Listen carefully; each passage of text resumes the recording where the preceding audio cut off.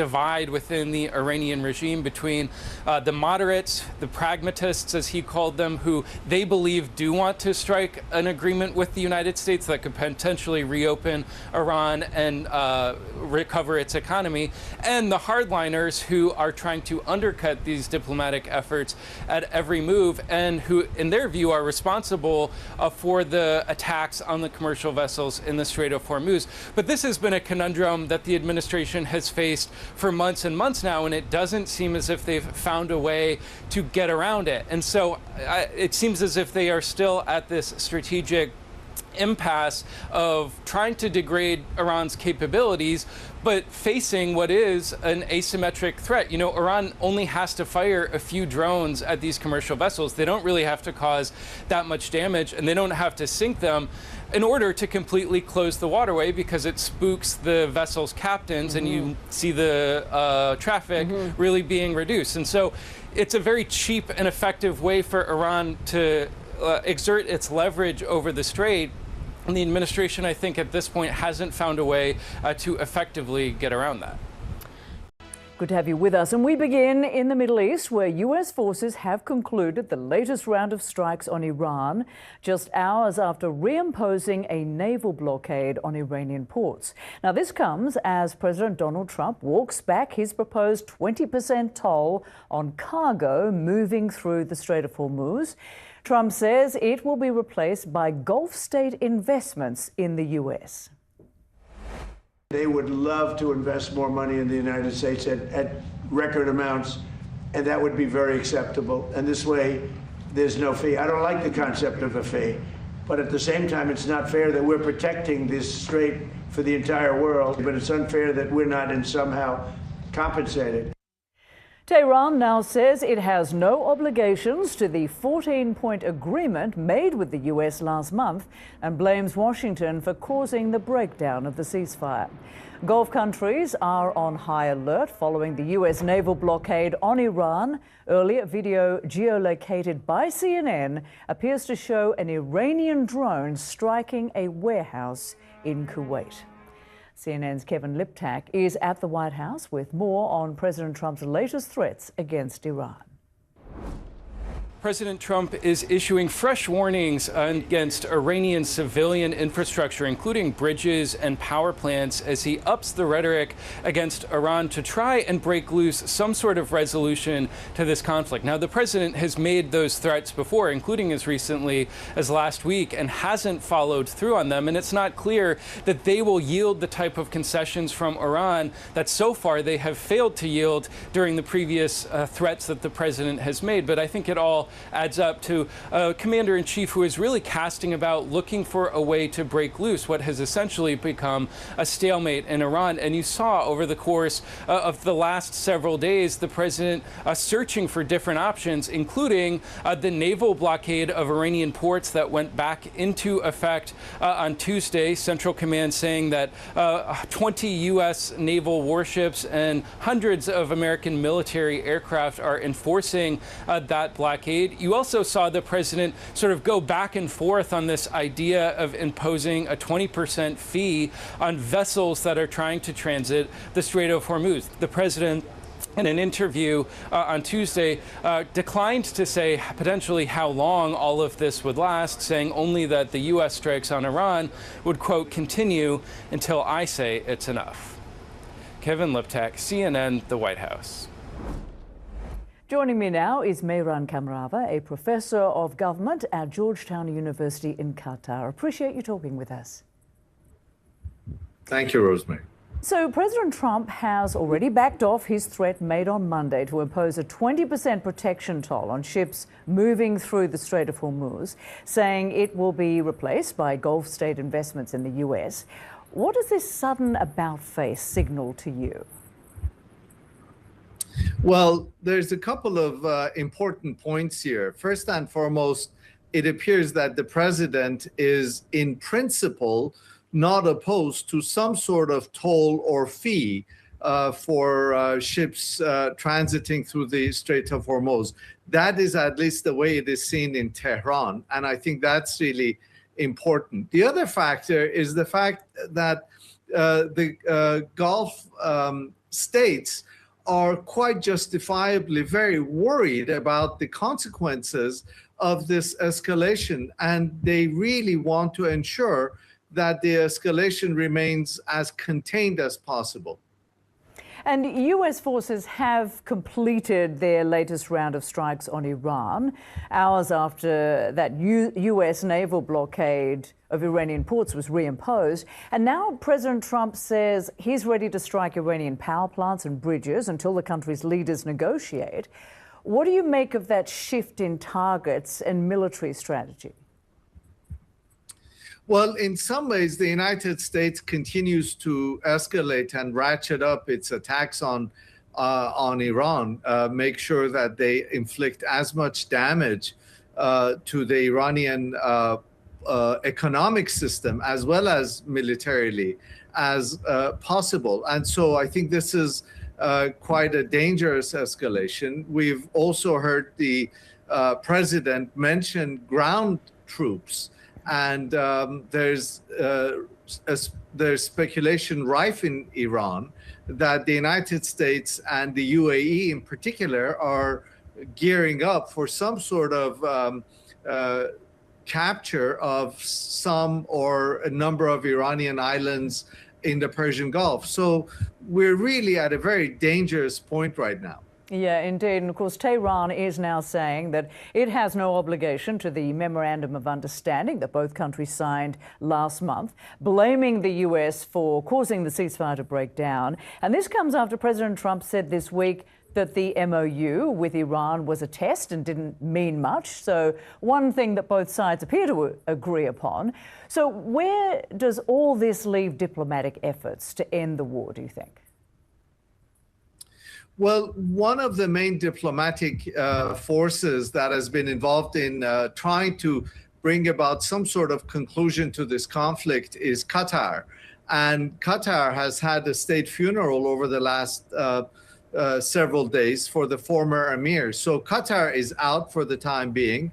That leaves Oman and Pakistan. And Oman has been attacked a couple of times by Iran. In Omani ports have been subject to Iranian attacks because they house American naval assets.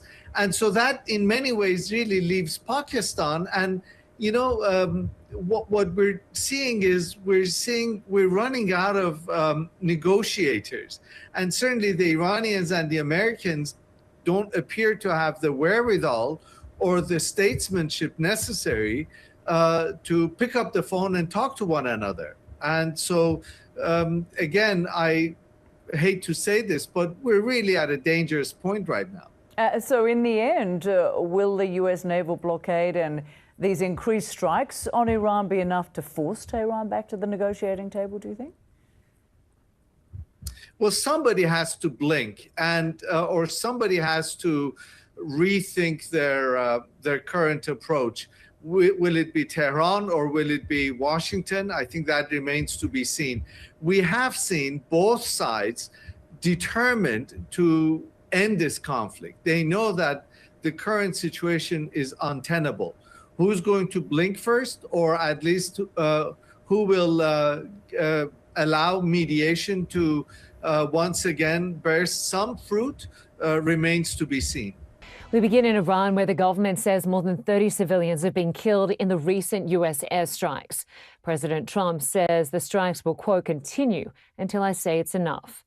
He's also threatening to target Iran's civilian infrastructure as leverage. Next week, it gets really bad for them because next week comes the power plants. Next week comes the bridges. We're going to knock out all their power plants. We're going to knock out all their bridges unless they get to the table and negotiate. Tehran blames Washington for causing the breakdown of the ceasefire and says it has no obligations to the 14-point agreement made with the U.S. last month. Gulf countries are on high alert following the U.S. naval blockade on Iran. Earlier, video geolocated by CNN appears to show an Iranian drone striking a warehouse in Kuwait. CNN's Paula Hancock is with us live from Abu Dhabi. Good to see you again, Paula. So this is now the fourth night in a row of strikes and counterstrikes, and Trump also threatening to target civilian infrastructure. What's the impact so far? Well, Linda, it seems to be a familiar pattern at this point, that what we're seeing when it comes to the retaliation with Gulf nations is Bahrain, Jordan and Kuwait being hit by Iranian missiles and drones. Now, there is video you've just mentioned in Kuwait where we see what appears to be an Iranian Shahid drone that hits a warehouse that is already on fire. We understand this is in an industrial area. The Revolutionary Guard has claimed that they have struck U.S. Army logistics and support centers in Kuwait. Now, when it comes to Bahrain, we hear as well from the Revolutionary Guard claiming that fuel storage facilities used by the U.S. Navy Fifth Fleet have been targeted. We don't have confirmation or denial from the US side at this point, but we know that they have been under fire in the early hours of Wednesday morning. A similar situation in Jordan. Jordan saying that they have shot down 3 missiles in the early hours. Now, we did hear from US Central Command giving more details of exactly what kind of impact they are having in Iran. They say that they carried out around 7 hours of strikes overnight Tuesday into Wednesday. CENTCOM saying that they have some 20 US Navy warships, hundreds of military aircraft that are carrying out these strikes, for the most part along the coast, along the Strait of Hormuz, at least the southern coast. They say to try and degrade the ability of Iran to impact vessels. Iranian state media that there was one water bottling plant near the Iraqi border that was hit by 3 enemy projectiles. No comment from CENTCOM as yet on that. They have said, though, that in the past 7 days, Iran has targeted 7 commercial vessels passing through the Strait of Hormuz. They say that almost a dozen crew members have either been killed, they are missing, or they have been injured. Linda? It's terrible. And of course, Donald Trump yesterday proposed a 20% fee on cargo transiting through the Strait of Hormuz. He now wants Gulf countries instead to invest in the U.S. in exchange for safe passage. Has there been any reaction to that? There hasn't, and I don't think we can expect that there would be much public reaction to that, given the sensitivity of the situation. But certainly when this 20% levy was announced by the US president, there was confusion, there was puzzled ideas of what exactly it would entail. So the fact that the US president has pulled back from that would certainly be welcomed. But let's listen to how he spoke about it. I don't think anybody should be able to charge a fee for the strait or for any other strait relationship in terms of other sections of the world. I don't think anybody should be really in that position. But we were doing it as a reimbursement. The Gulf states are going to invest a tremendous amount of money into the United States, and that was very satisfactory to me. I think it's actually much better. Now, he was also asked in a Fox News interview about potential ground troops when it comes to this escalation that we are seeing, saying, I don't want to do that, but also saying that there are other countries that would do that for us. Now, of course, it's difficult to imagine any countries wanting to put their troops on the ground in Iran at this point. But the escalation we're looking at the moment, over the past 24 hours, really is that the US Navy has reinstated their blockade on Iranian ports. That came in about around midnight local time. So certainly it will be something to watch to see if there are any further skirmishes within the Strait of Hormuz, as Iran has said. The oil minister said just yesterday that they will continue to export oil as they have been. Linda? This morning, the U.S. military unleashing a brand new wave of strikes on Iran. Central Command says they are intended to keep Iran from attacking ships in the Strait of Hormuz. They follow strikes overnight as President Trump reimposed a naval blockade on Iran. Dozens of military targets near the strait were hit. The Iranian army says at least 7 military personnel were killed overnight, and Tehran claims 30 civilians were also killed in U.S. strikes in recent days. Iran retaliating, striking U.S. allies in the region, launching missiles at Jordan and drone attacks on Kuwait.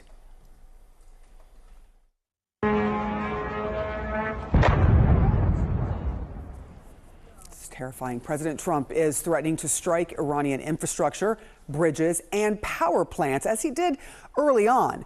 He says that's going to happen next week unless Tehran returns to negotiations. And he is not ruling out U.S. troops on the ground in Iran.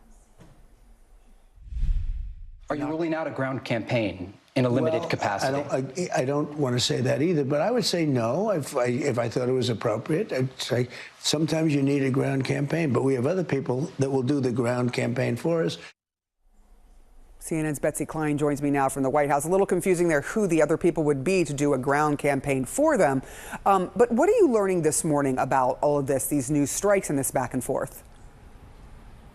Well, Sarah, a fourth consecutive night now into a fifth day of U.S. strikes against Iran as President Trump makes very clear he is showing no signs of de-escalation. The Strait of Hormuz, that critical oil thoroughfare, remains at the center of this conflict. Iran targeting commercial vessels, and it has really become a key point of leverage for them. Now, as a U.S. imposed blockade of vessels traveling to and from Iranian ports gets underway, the U.S. launching this new wave of strikes, notably taking place in the daytime. CENTCOM saying in a statement moments ago, quote, at 6 a.m. Eastern time today, U.S. Central Command forces began launching a wave of strikes against Iran.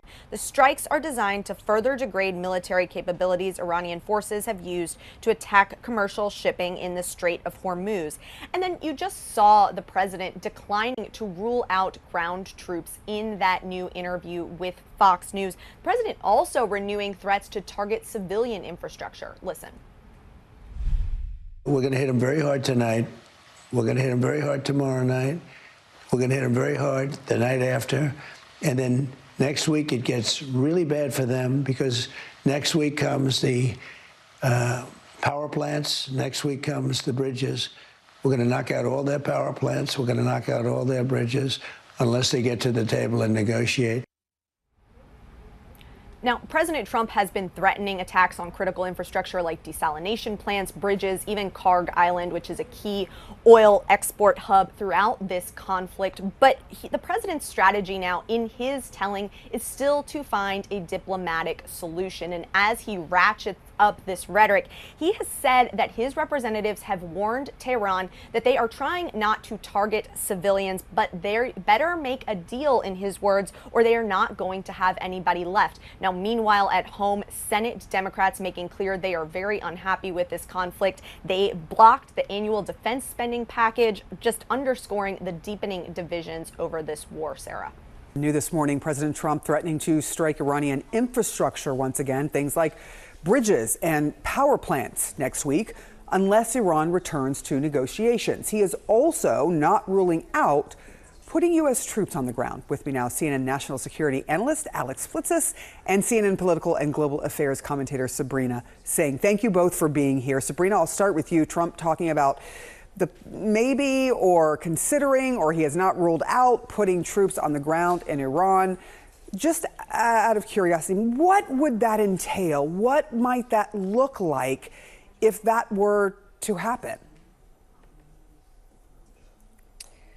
I mean, there are many options that the military has likely presented, particularly Central Command has presented to the president when it comes to a ground force on the ground somewhere in Iran, probably to seize Karg Island.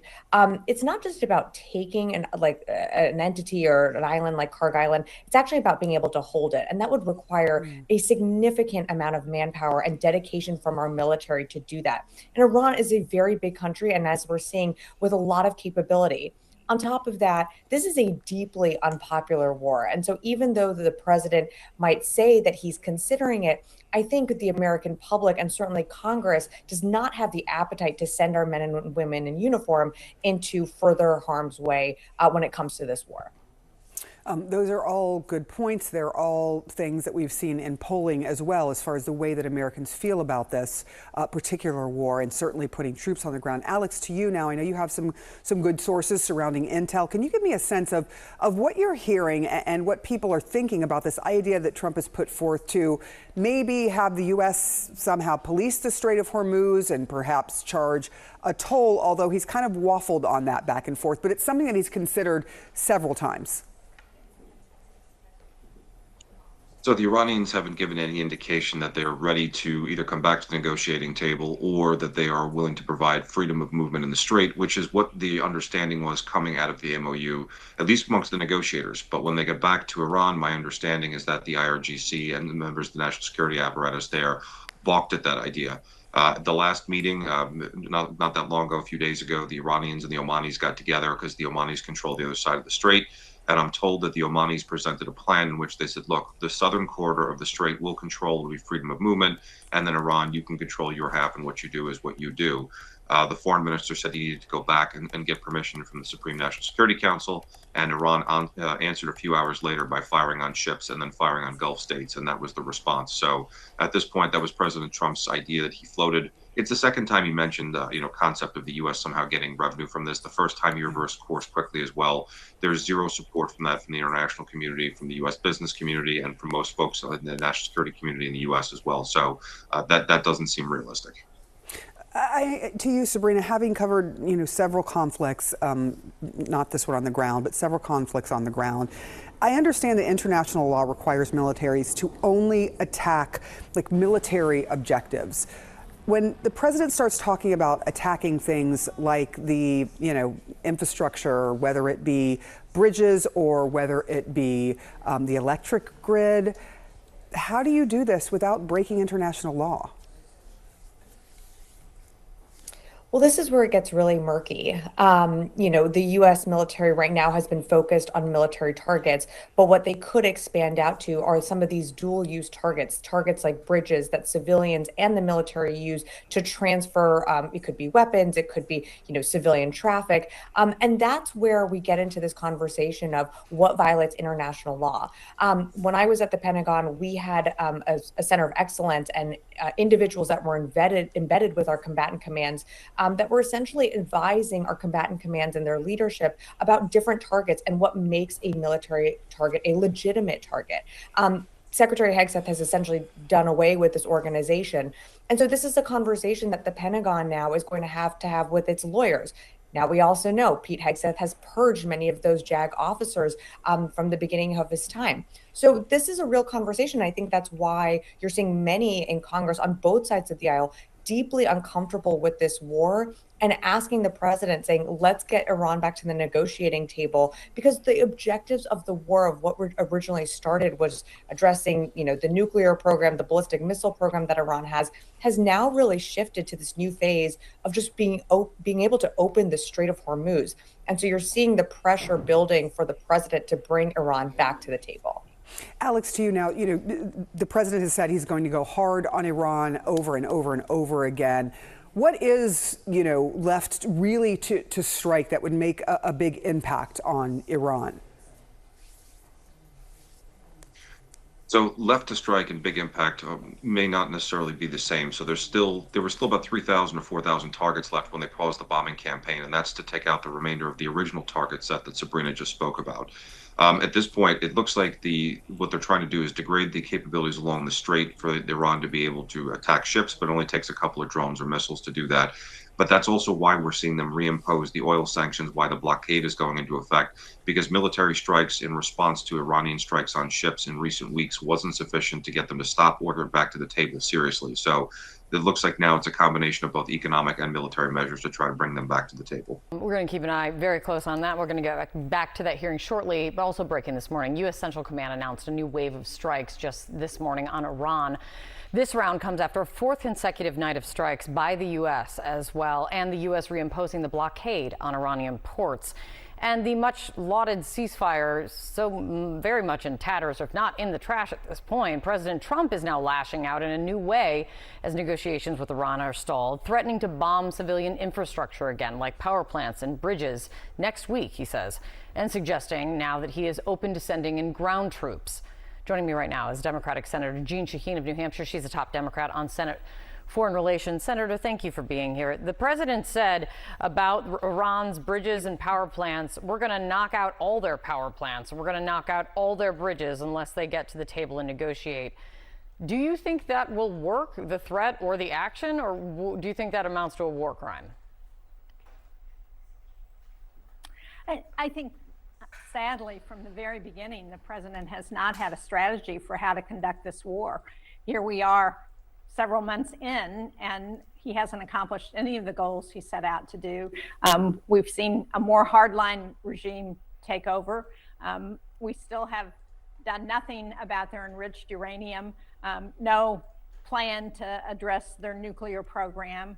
And now the Strait of Hormuz is still closed most of the time. And the president's done everything from talk about tolling to get the strait open. And now he's talking about putting boots on the ground in Iran.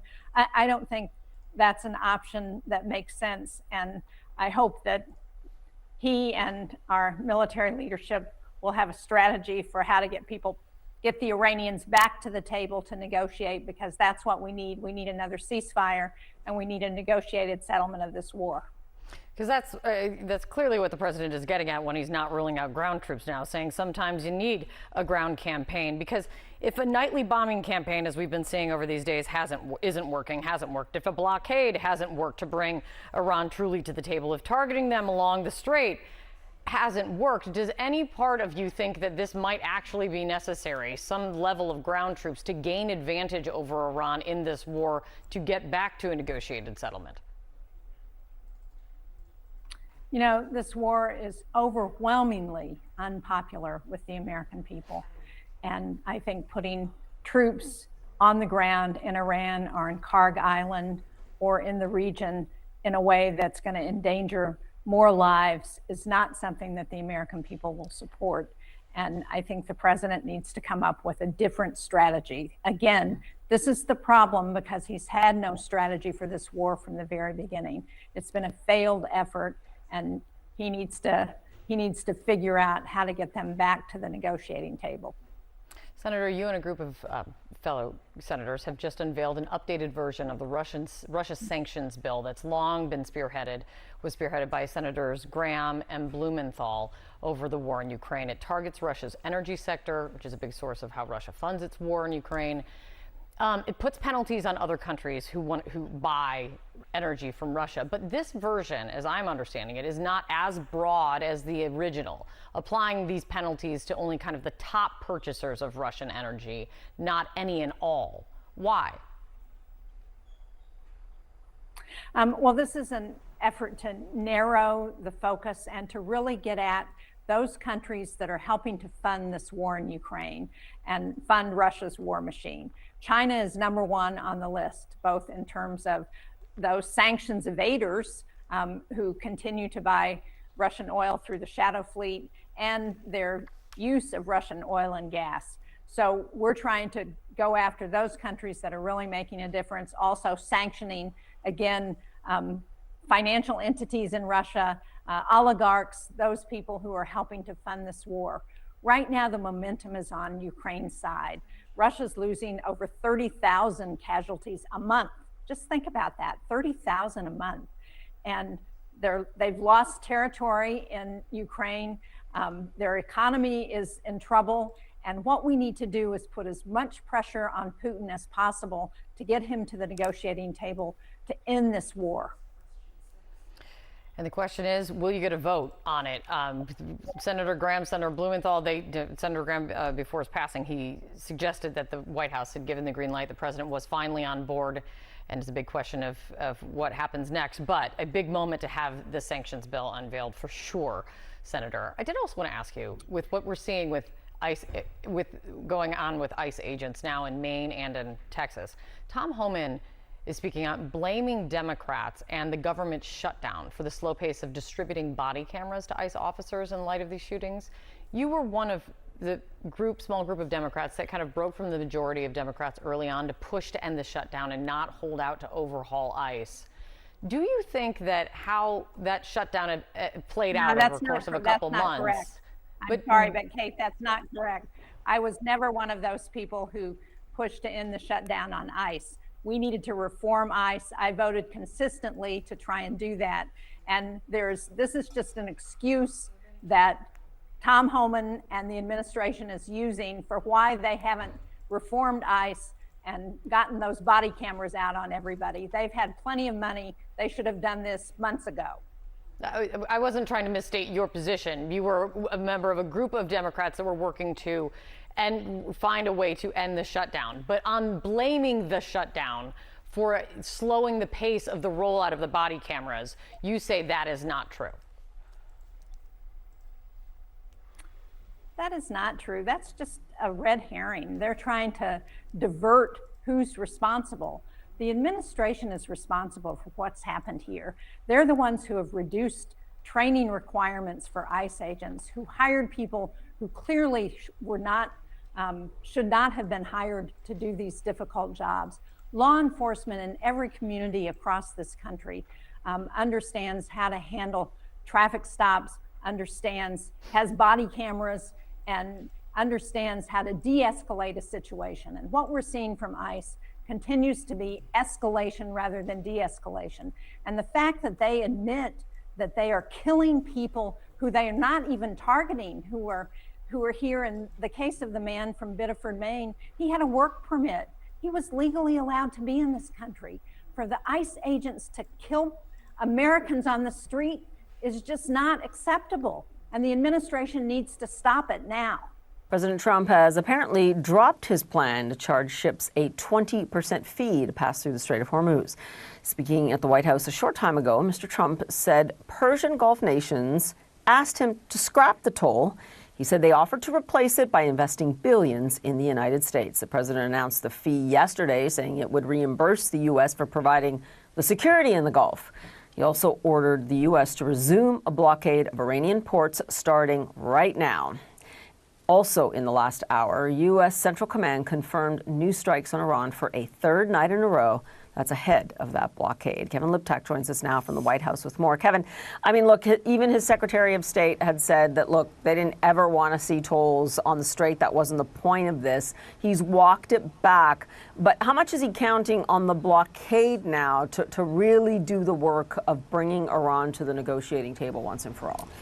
Well, it seems to be sort of the latest move that the president hopes will exert pressure on Iran, but it's not really clear why the blockade will work in doing that now when it did not work in doing that over the 2 months it was in place earlier in the course of this conflict. And I think both the blockade and the reversal that we saw on that 20% fee really show how the president is kind of casting about, looking for ideas that will break loose a resolution to this conflict. You know, he's tried the carrots in the form of sanctions relief and incentives. He's now back to trying the sticks in the form of nightly strikes and the naval blockade. Neither of them seem to be working, and I think that is causing a real conundrum for the president. He's at something of a strategic impasse. When you talk to officials here at the White House, they say they still detect this split inside of Tehran and inside the regime between moderates who do want to strike a deal with the U.S. and hardliners, including in the IRGC, who are trying to undermine any diplomatic opening with the U.S. And it is leading to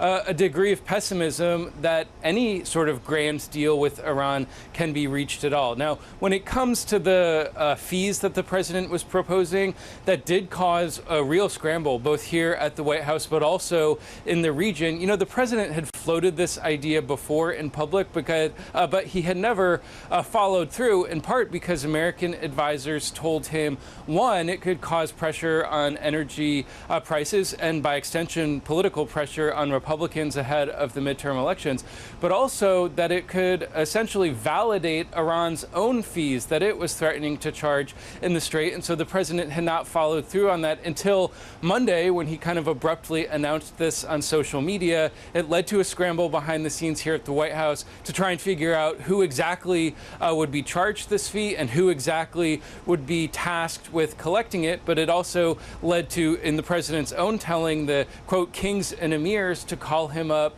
and try and dissuade him from this. Now, this new proposal, this alternative arrangement that they have come up with in terms of investments in the United States that would act as reimbursement, it's not really clear whether that's new investments. You know, by the president's own telling, these countries had already invested or committed to investing $2 trillion. He announced that during his tour of the Middle East very early in his term. And so I think altogether this paints a portrait of a president who is struggling to come up with ideas to get out of this war, who is trying to find a way to proclaim victory, even if the evidence on the ground and in the region seems to contradict that. Where this all goes from here, I think, remains to be seen, but certainly that blockade now in effect as of 4 p.m. Eastern time, certainly in the president's mind, hoping that that will shake something loose that hasn't been shaken loose so far in this war. Yeah, and we'll see how that blockade unfolds, again, with so much military hardware in the Strait of Hormuz right now. Kevin Liptak for us, thanks so much. Now, Iran says ships have been working with its Persian Gulf Strait Authority to pass through the Strait of Hormuz. The authority posted on social media more than 200 non-Iranian vessels coordinated with the PGSI, and the majority of them obtained passage, permits, and insurance. CNN cannot independently verify Iran's claim. The UN's International Maritime Organization, meantime, says ships should be allowed to pass through the strait without paying tolls or fees. It says, quote, the right of transit passage through straits used for international navigation should not be threatened, impeded, denied, hampered, impaired, or suspended. The Secretary General of the International Maritime Organization, Arsenio Dominguez, joins us now, and it is good to see you again, especially at such a critical time in the strait. Listen, you've been resolute. Say free passage in every way through the strait is non-negotiable. Do you have confidence now that the issue of tolls, whether it's coming from Iran or coming from the United States, is over? It's done. It's becoming clearer and clearer.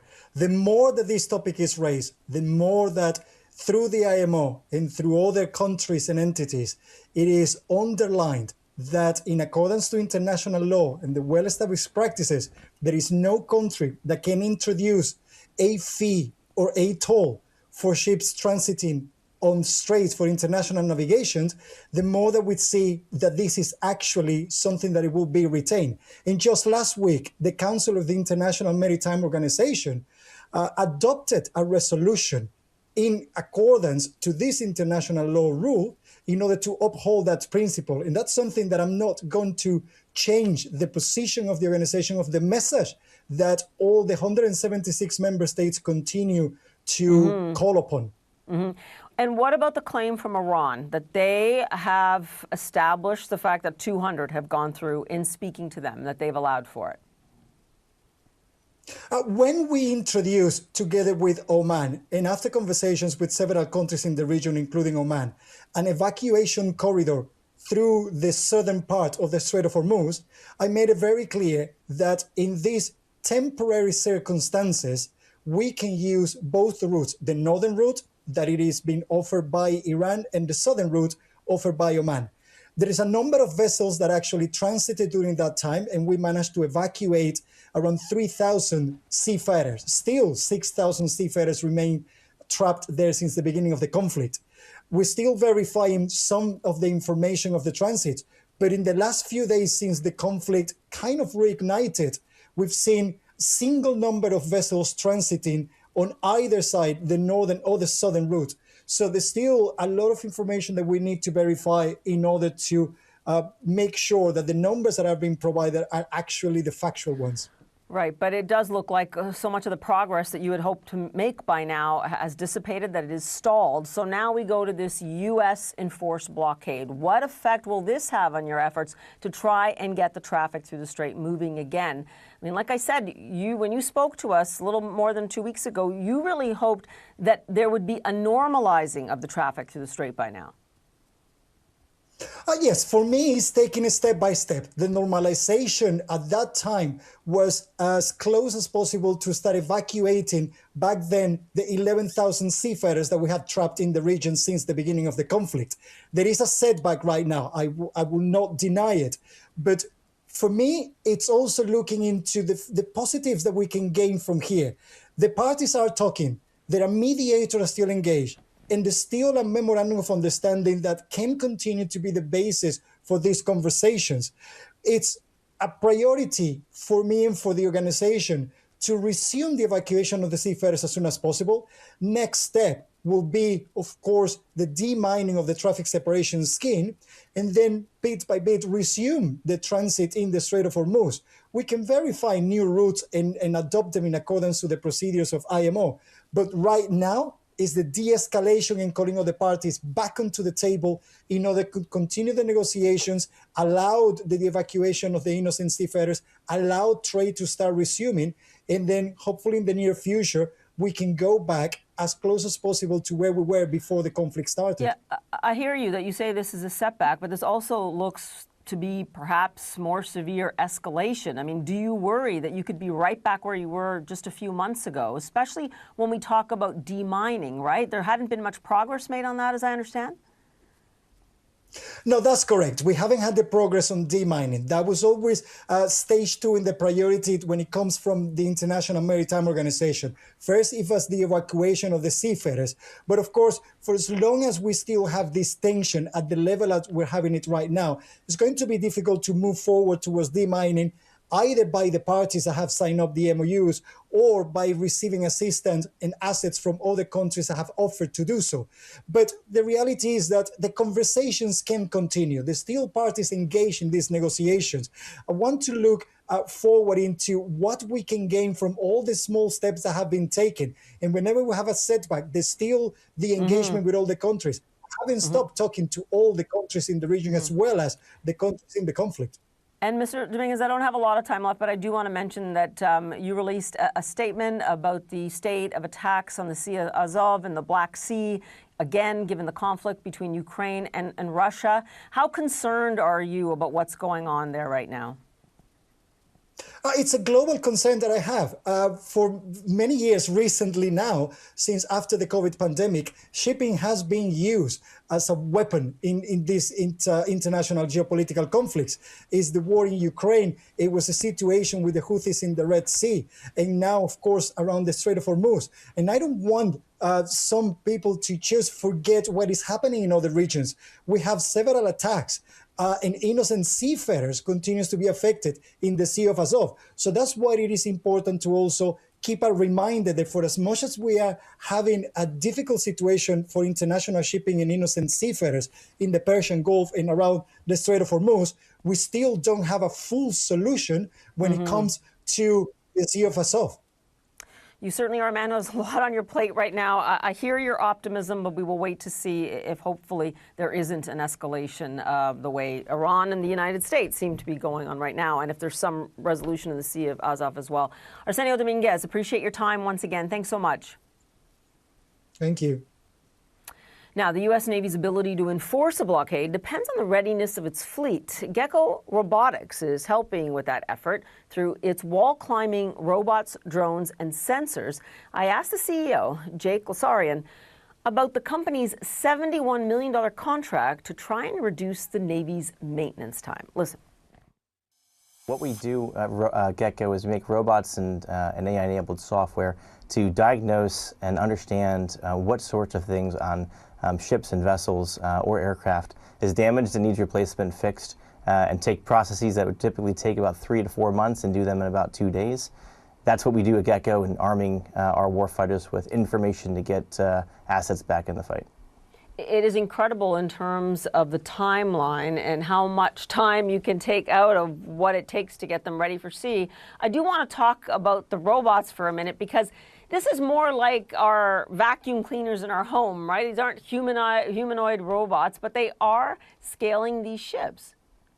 Yeah, that's right. So the name Gecko, obviously wall climbing, but the robots do a lot more than just climb walls. They're gathering information and data sets that the CTO of the Navy has been on record saying is 17,000% ROI for them.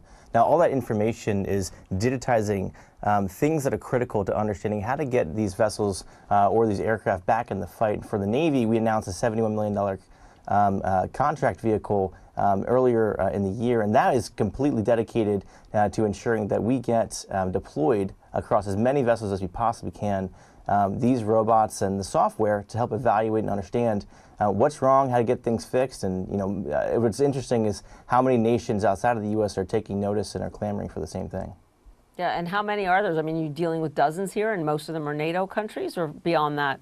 Yeah, I can't speak too much to the groups we serve, but what I will say is we are active in the Middle East right now. And we don't just do things on the defense side, but we do things on the commercial side too.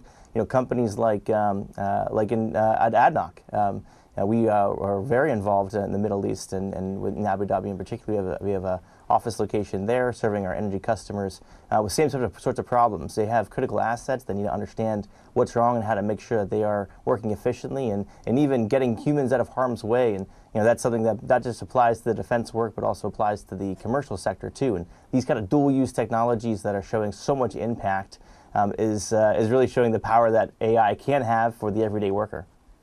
Yeah, and we've been really interested on that here, just in trying to see how this is applied. And given that, I mean, you've really shortened the cycle here dramatically. You're talking a reduction of 80 to 90% in how long this would take. So I'm wondering, what is the next frontier here for your company and even your competitors? Where do you see this going? So the big thing to understand with robotics and AI, you talk about physical intelligence, artificial intelligence. Robotics is all about understanding and gathering information that prepares the way, just like gathering information and data sets on the internet pave the way for AI to be as impactful as it is today. And so that's what the best companies in the world understand and are doing so by leading the charge. And this is why the Navy, the U.S. Navy, is leading the charge as it relates to deploying that technology on the robotics and AI side to pave the way so that autonomy systems and being able to have superior intelligence to make decisions around how to make sure assets stay in the fight and not in dry docks or in a repair cycle. But are actually being armed with the best technology in the world that paves the way for automation, paves the way for getting humans out of harm's way and arming folks with technology and tools that they've never seen before and haven't really been available to them. So whether it's on the commercial side or the defense side, this kind of technology, it's one of those technology stacks that if you don't adopt it, you're going to get left behind. Right now, Iranian state media is reporting explosions in several key port cities there. The U.S. launched a new wave of strikes overnight across a wide swath of Iran in a third straight night of attacks. CENTCOM said that it targeted Iran's coastal defense systems and missile and drone sites. And there's also more here. The U.S. military will be resuming its blockade on Iran's ports at 4 p.m. Eastern today. Those ports run the entire length of Iran's coast, as you can see here. The blockade could push global oil prices even higher, which just saw the biggest one-day jump in 6 years. Still, President Trump is standing by his declaration that the U.S. will now act as the quote-unquote guardian of the Strait of Hormuz, and that he wants to be paid a 20% toll on all commercial shipping moving through it. Joining me right now is CNN senior military analyst, former NATO Supreme Allied Commander, retired Admiral James Stavridis, also the co-author of a new book, 2084, a novel of future war. It's good to see you. Third consecutive night of attacks. President Trump's trying to characterize this latest round, if you will, as a military skirmish. Senators, though, Admiral, are now debating if this has reached forever war status. Can you give me your sense of where are we?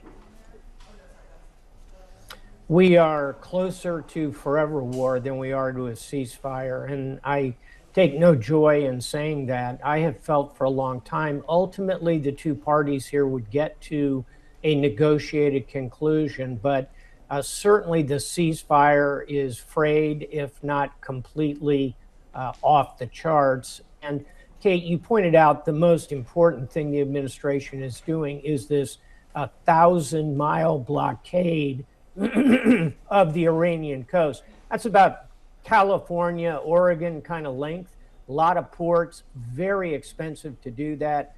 But if anything is going to get the attention of the Iranians, it'll be closing down those red ports that you're showing right there.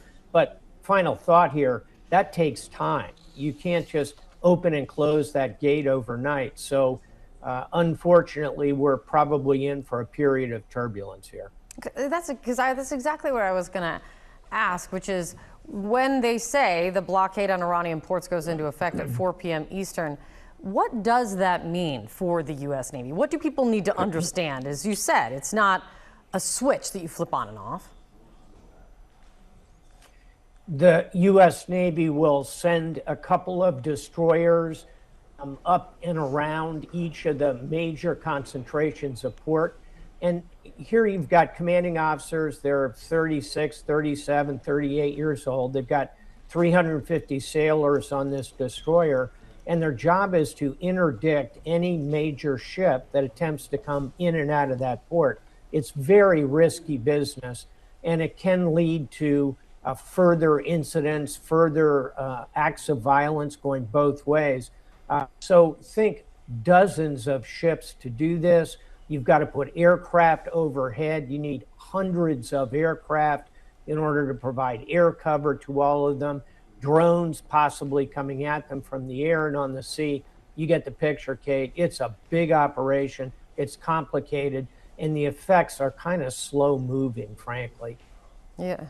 Then you've got the president's declaration that he wants to charge a 20% fee on all commercial shipping moving through the strait. I mean, this is a direct contradiction of the long stated position of the United States and the recent stated position of this United States Secretary of State and the Treasury Secretary. What do you do with this? I think as a overall global reaction to this is going to be extremely negative. And in particular, because as you say, there's long-term history here. The U.S. Navy has built its reputation over 2.5 centuries on preserving freedom of the high seas.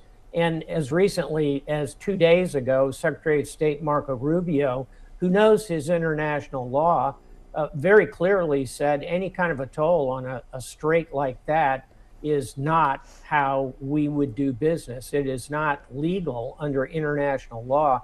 So I am scratching my head to understand how you would even collect this. The level of that toll, it sounds somewhat benign, 20%, I suppose, but that it would double the cost of shipping, because the shipping is a significant component. Now you're going to add another 20%, not based on the shipping cost, but based on the total cost of the multi-billion-dollar ship. So I see no way realistically this is going to be implemented in the immediate moment.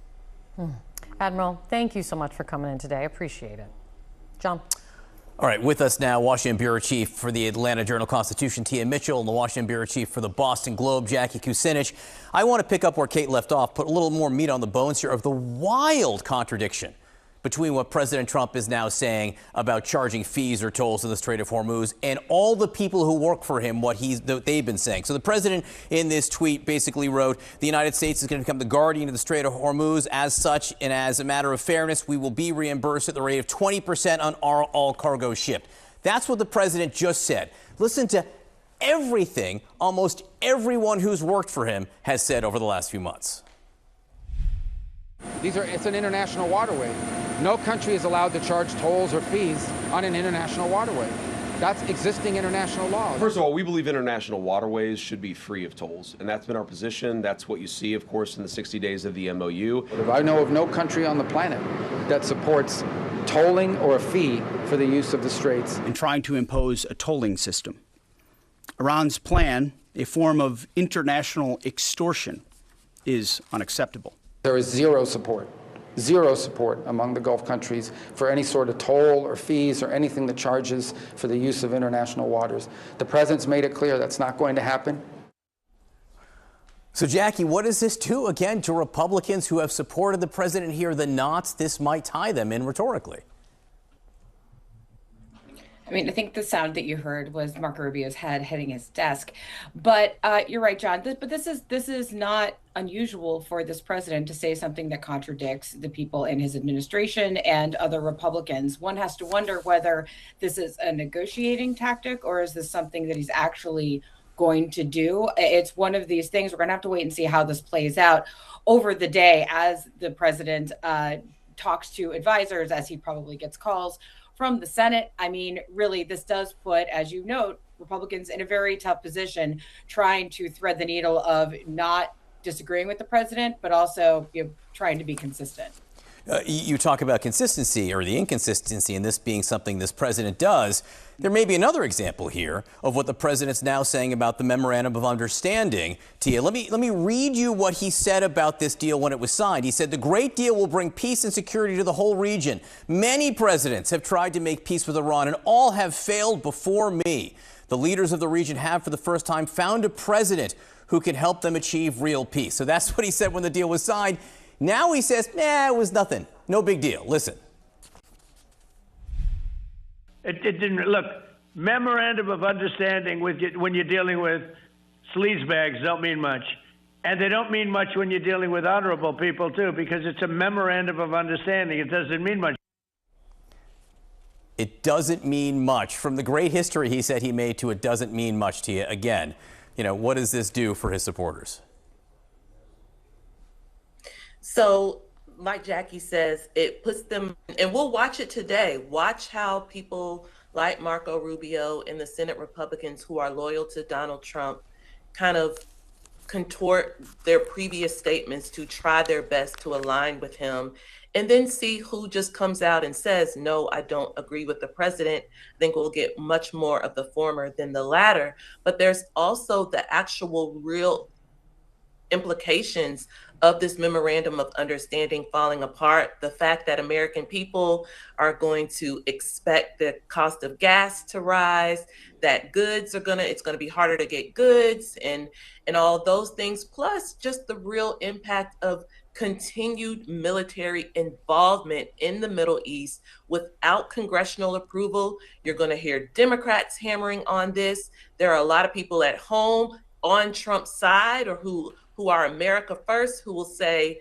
this foreign war is not coming to a close like he promised. We're way outside of the 4-week window that he initially said. He's actually restarting the 60-day clock on even asking Congress or even saying he needs to ask Congress for permission. So this is just so problematic for the Trump administration and therefore so problematic for Republicans. The biggest one-day jump in oil prices we've seen in 6 years. And last I checked this morning, they're going up even more. Very quickly, there was a 26-year-old man killed in Maine yesterday by ICE agents. This follows the death of a man in Houston by ICE agents over the last couple of weeks.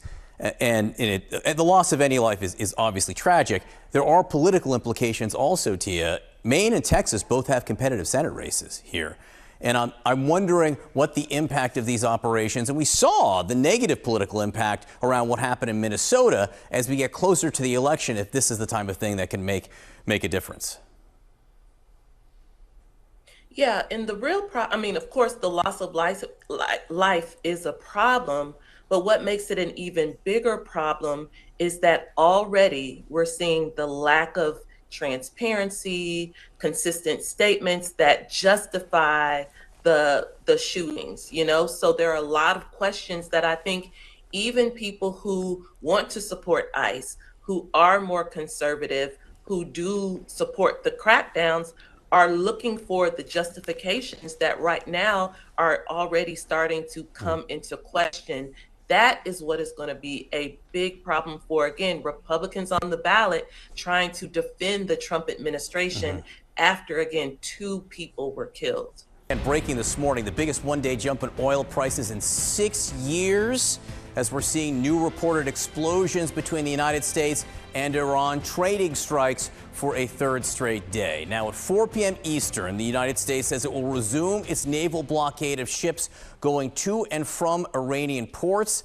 The president says the U.S. will become the guardian of the Strait of Hormuz. Now, the president also announced plans to implement a fee or a toll on the strait, charging commercial shippers 20% of the value of their cargo as a reimbursement to the U.S. This wildly contradicts what his senior advisors have been saying for months. So let's get right to CNN's Betsy Klein live at the White House for the latest on all of these twists and turns and shifts and contradictions.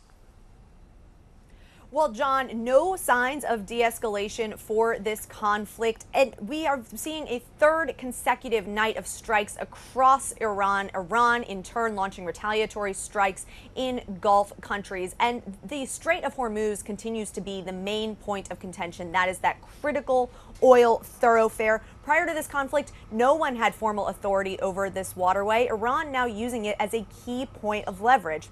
And we've heard President Trump announce that he is planning to reimpose that naval blockade for all ships going to or from Iranian ports. At the same time, he says that the U.S. is going to be charging commercial vessels a 20% tax that he says is for the security services that the U.S. is providing in that strait. Now, it's very unclear how this is going to work. Officials have raised major questions, including Secretary of State Marco Rubio, who has previously suggested that this could be in violation of international law. But CENTCOM says that this blockade will be fully in effect starting at 4 p.m. Eastern Time, just a few short hours from now. President Trump weighing in on all of this in the Oval Office. Listen.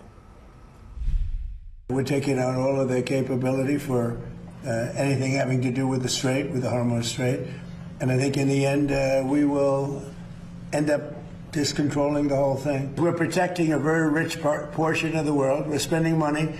And so what we've done is we are going to be reimbursed for protection. We'll have it under control very quickly. Yeah. Now, as we think about a path forward to this conflict, I want to draw your attention to some comments from President Trump on that memorandum of understanding. That is that now defunct peace agreement. When he first signed that just about a month ago, the president said that this agreement achieves everything he set out to accomplish. It prevents Iran from having a nuclear weapon. It reopens the Strait of Hormuz. It ends the conflict. Yesterday in an interview, the president saying he would have preferred to skip this stage and go straight to a deal. He says that memorandum of understanding, quote, doesn't mean much. John. Well, right now, we begin with a ceasefire in tatters after another night of airstrikes between the U.S. and Iran. President Donald Trump says he'll resume the U.S. naval blockade of Iranian ports. How? Not clear. That is just hours away. The U.S. says it is designed to stop Iran's ability to attack commercial ships in the Strait of Hormuz.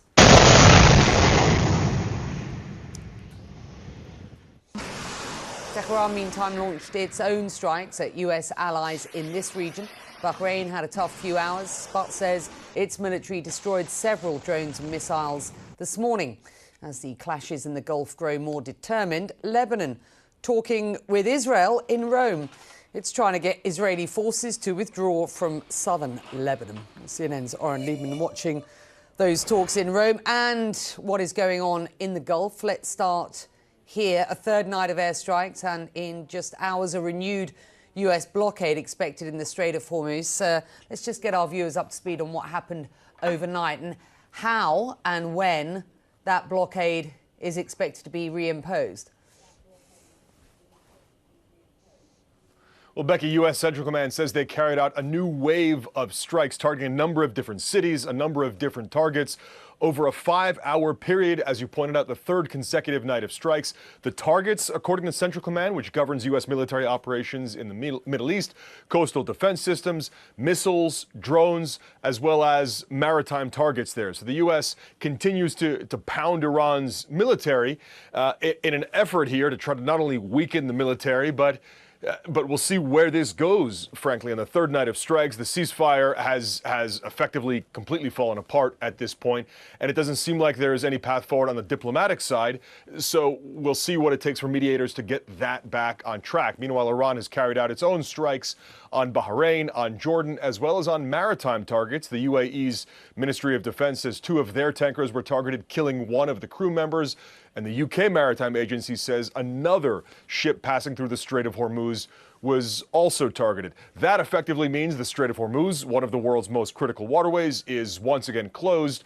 And we have seen that with oil prices spiking already, in one of the largest spikes now we've seen in weeks. Meanwhile, the EU's aviation agency has warned carriers to stay away from many of the Gulf countries because of the very serious escalation we're seeing here with no clear off-ramp.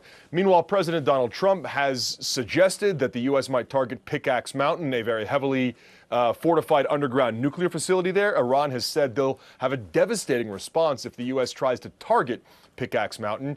Trump also suggested the U.S. might impose 20% fees for protecting ships that are traveling through the Strait of Hormuz.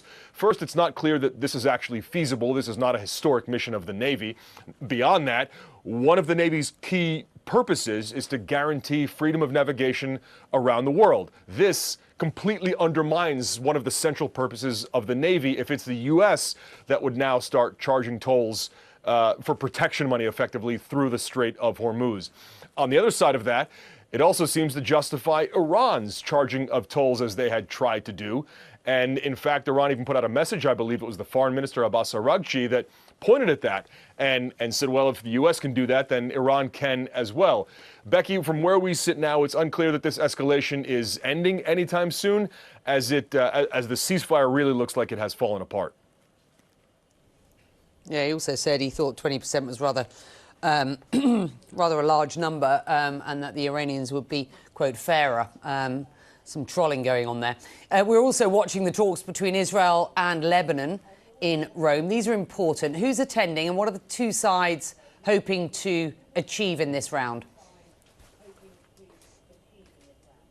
These are crucially U.S. brokered talks. We had seen these take place previously in Washington itself. Now they're taking place in Rome. Lebanon is looking for Israel to carry out one of the first parts of the agreement. That is the withdrawal from what are two pilot zones right along the yellow line, which is the border that demarcates Israeli-occupied territory in southern Lebanon.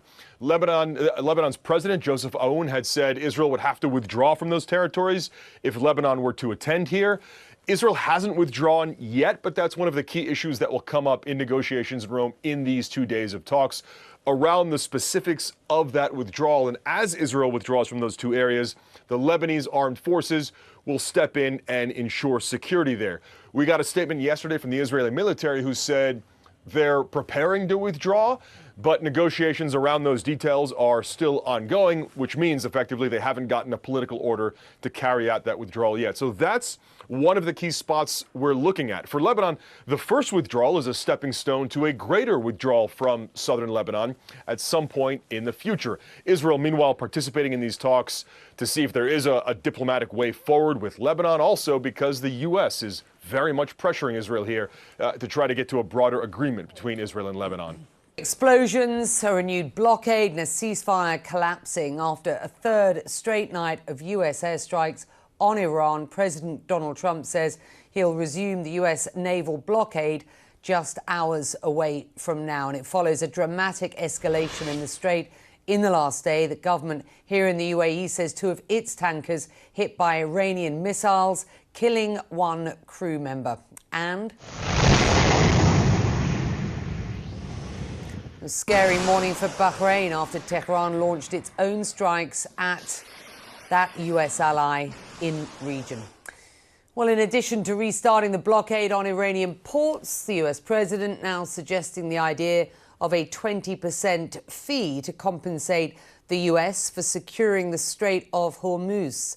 News just into CNN. The UK, a traditional U.S. ally, doesn't like that plan, saying the strait should reopen without tolls or charges. CNN senior White House reporter brings us the view from Washington. No signs of de-escalation for this conflict, and we are seeing a third consecutive night of strikes across Iran. Iran, in turn, launching retaliatory strikes in Gulf countries. And the Strait of Hormuz continues to be the main point of contention. That is that critical oil thoroughfare. Prior to this conflict, no one had formal authority over this waterway. Iran now using it as a key point of leverage. And we've heard President Trump announce that he is planning to reimpose that naval blockade for all ships going to or from Iranian ports. At the same time, he says that the U.S. is going to be charging commercial vessels a 20% tax that he says is for the security services that the U.S. is providing in that strait. Now, it's very unclear how this is going to work. Officials have raised major questions, including Secretary of State Marco Rubio, who has previously suggested that this could be in violation of international law. But CENTCOM says that this blockade will be fully in effect starting at 4 p.m. Eastern Time, just a few short hours from now. President Trump weighing in on all of this in the Oval Office. Listen. We're taking out all of their capability for anything having to do with the Strait, with the Hormuz Strait. And I think in the end, we will end up just controlling the whole thing. We're protecting a very rich portion of the world. We're spending money.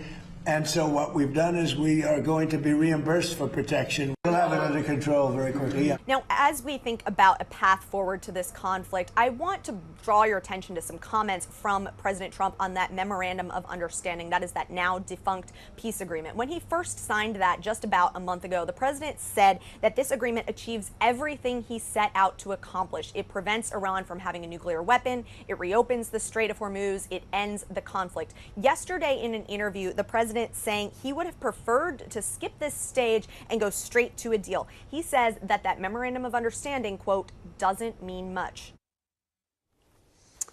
Well, CNN Anna Stewart joining us now from London. And Anna, oil prices have jumped sharply over the past 24 hours or so following the collapse of this ceasefire. I'm here in the UAE, where authorities say 2 Emirati-linked tankers were hit by Iranian missiles overnight, killing 1 crew member and injuring a number of others. We've also seen this threat by Donald Trump to impose a fee to guard ships as they move through these waters. You've got eyes on the tracking data. What's happening in terms of shipping right now?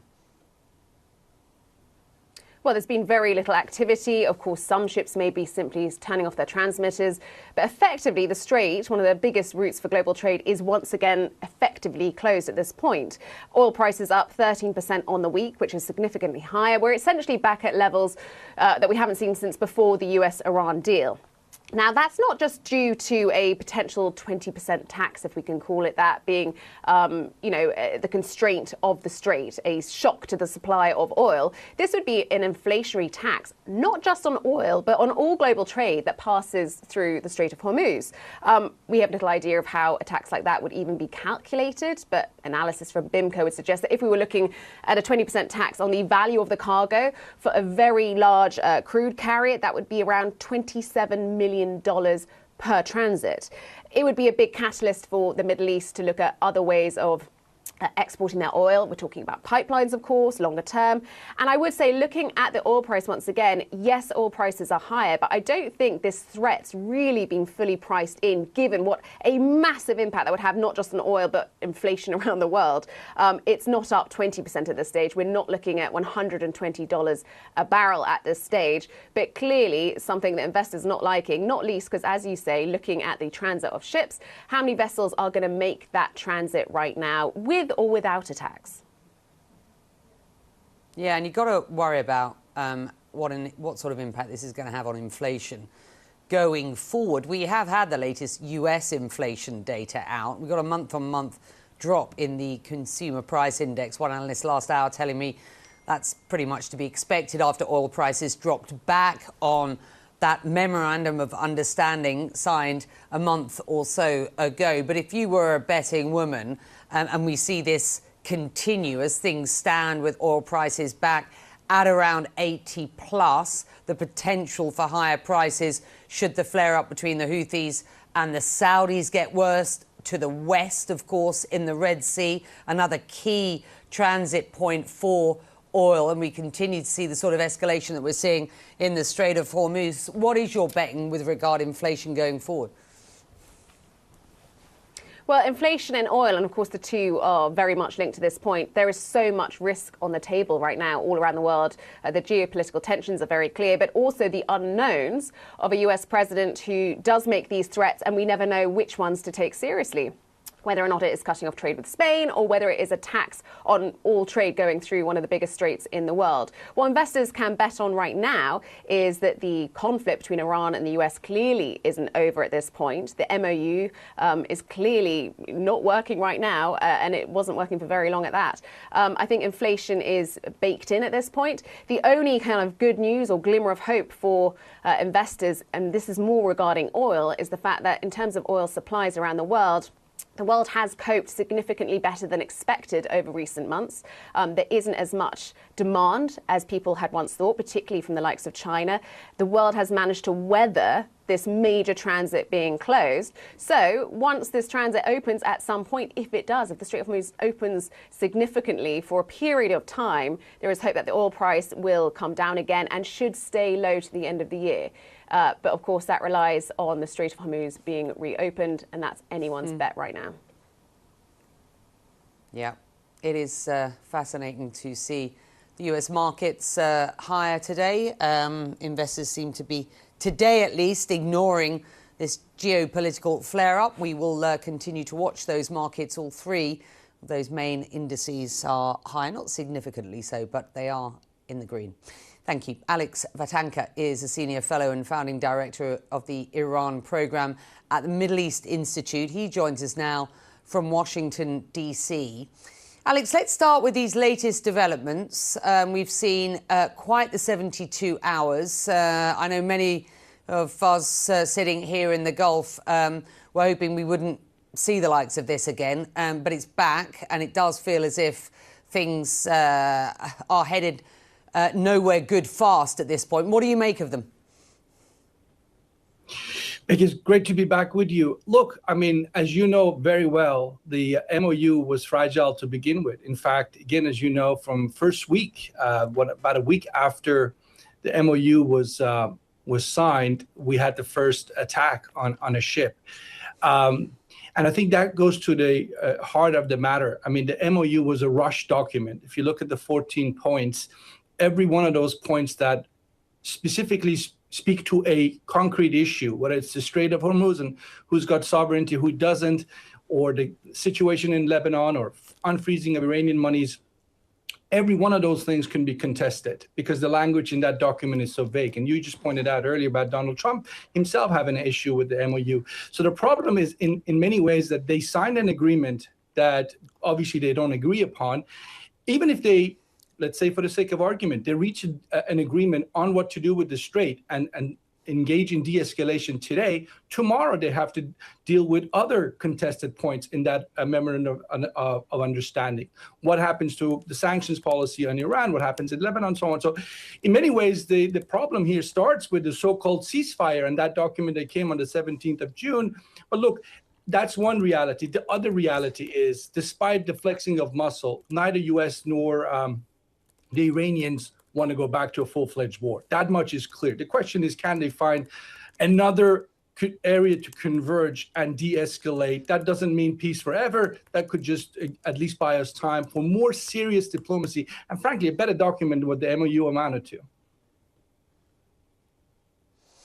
On Trump's 20% Hormuz fee plan, you wrote, the pushback has been immediate. Critics say this looks less like maritime security and more like protection money. I mean, you could argue that we should take this as a pinch of salt, all part of the art of the deal, as far as Donald Trump is concerned, perhaps. But you have a point here, I think, as do those critics. I mean, I guess, you know, in defense of Donald Trump, you could argue, what choice does he have at this point?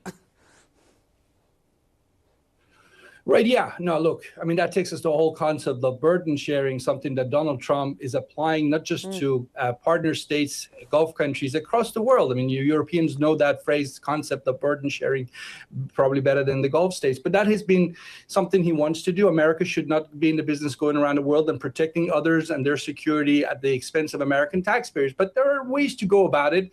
And I'm not sure this style, this dramatic announcement of 20% of taxes being levied on everybody is the best approach. I mean, obviously, there are legal ramifications, issues that need to be sorted out. There are the sort of practical ones. I mean, who on earth is going to actually do this? Who is going to be sitting at the mouth of the Strait of Hormuz and issuing, the proper permits and cash 20%? Who's going to do that? The U.S. Navy is going to do that? I doubt it. Where is this multilateral coalition? Where are the Europeans? Where are the others who should be joining something like this? If this is beyond what this is not just a sole American enterprise. If you had others join in, maybe you would make a case for it. But that's not what we see. And frankly, the geopolitical consequences. Imagine where you're sitting, Becky, in the Gulf. What does that mean? You know, the Iranians were going to charge you maybe $1 or $2 million per ship. Now you're talking many millions more. who should you pay protection money to, United States or Iran? So lots of questions. And I know this morning we heard from the White House that he's serious, but I frankly think this is one of those cases where Donald Trump spoke more from the heart than sort of having calculated the cost benefit carefully. Well, certainly in Tehran, they'll be trying to work out exactly where his head is at this point. And before I let you go, I want to talk about internal Iranian politics. You wrote, quote, "For the first time since 1979, the central question in Tehran is not revolutionary, but managerial. How much power sits with the leader? How much with the guards? How much with the elected bodies? And how much with the security bureaucracy that keeps expanding underneath all of them? 4 camps will decide it, and they overlap more than they collide." The recent National Security Committee reshuffle saw some outspoken critics of the ceasefire process lose their leadership position. So as you look at what's going on in Tehran, what do you think about those latest moves to lose a number of characters who had been in support of a deal? What does that say about what's going on and about the balance of power within the Majlis and Ghalibaf's influence going forward? So, Becky, I think generally speaking, the regime as a whole felt that the United States was not doing what he had said he would do as part of the MOU. That includes Arakchi, that includes Ghalibaf, that includes, frankly, Masoud Pezeshkian. Pretty much everyone believed that the MOU was not being seriously implemented by the Americans, which is why they, for example, to just give you one example, they opened up that southern corridor going close to the Omani coast, which, by the way, has created a whole new set of tension in Tehran-Muscat relations. So there's a sense across the board in Iran that, look, the Americans weren't serious. The MOU was something that they looked at as buying time and looking for alternative ways of bringing the oil back to international markets. We need to get their attention. And that's why they started taking shots at the ships. This much there is an agreement on across the board. Where there is disagreement, and it's a serious one, is how far do you push your luck? Do you take these shots at these ships like the Qataris, the Emiratis lately, as a way of getting everyone to understand that Iran means business, but he wants to have everyone essentially implement the MOU? Or there is no point in negotiating with the Americans at all because you can't trust them because America attacked Iran twice during the last round of diplomatic talks. Those are the people who just got sidelined, the ones you're talking about in the Majlis, the National Security Committee, the individuals who are embarrassing the regime have been sidelined. To me, that suggests the bureaucracy, the deep state post-Ali Khamenei believes if they can get a deal that works for them, they should pursue it. And this idea of fighting the Americans and pushing the Americans out of the Middle East, this is nonsense. This is a costly, risky endeavor. They shouldn't even try it. And I'm pretty sure the hardliners in this case will lose. They don't have the numbers on their side. What I'm not sure about is whether the Ghalibafs, the Arakchis, and the Trump administration can actually reach a deal that might work for both sides. All right, we are tracking a dramatic escalation after a third straight night of U.S. airstrikes on Iran. U.S. Central Command says that U.S. forces employed, quote, precision munitions against Iranian coastal defense systems, missile and drone sites. Meantime, the UAE says Iran targeted 2 of its tankers in the Strait of Hormuz, and Tehran continued strikes on U.S. regional allies. And just hours from now, the U.S. military is set to resume its blockade of Iranian ports. Nada Bashir is keeping a close eye on all of these developments. She joins us live now from London. Just talk to us about what the escalation means for Gulf nations, because Iran is sending a very clear message to them that if you support the United States, if you host American military bases, there will be consequences. Absolutely, and that is what we have seen in direct response to U.S. strikes on Iran from the outset of this re-engagement by the U.S. military in targeting Iran. We have seen those retaliatory strikes carried out by the IRGC in Iran, targeting Gulf nations in the region that either host the U.S. military, that are allied to the United States, or where there is significant U.S. interest. And we have seen this, of course, over the last few days, and we have continued to see this overnight into Tuesday and continuing today. As you mentioned, 2 UAE tankers are said to have been struck, according to the UAE Defense Ministry, in the Strait of Hormuz, in the southern part of the Strait of Hormuz. The IRGC has accused the tankers of travelling through an unauthorised route, and that is exactly the reasoning that they have given for previous attacks firing on tankers that have been travelling through a corridor along the coast of Oman as opposed to travelling along the coast of Iran. The IRGC has also said that these tankers, according to their statement, turned off their navigation systems and ignored warnings from the Iranian authorities. But of course, there are civilians on board these tankers. At least one crew member is confirmed to have been killed. But we are also seeing that escalation in other parts of the Gulf as well, including in Kuwait.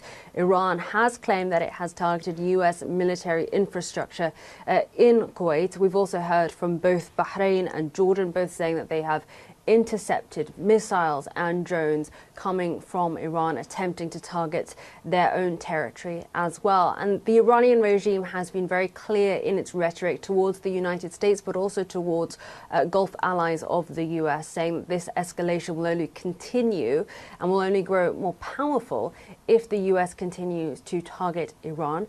We have heard from the Trump administration, of course, with regards to this latest round of strikes. President Trump has been very clear in trying to characterize this as a limited offensive by the US, saying that they are striking defensively, focused on trying to downgrade Iran's military capabilities and to ensure that there is that safe passage through the Strait of Hormuz.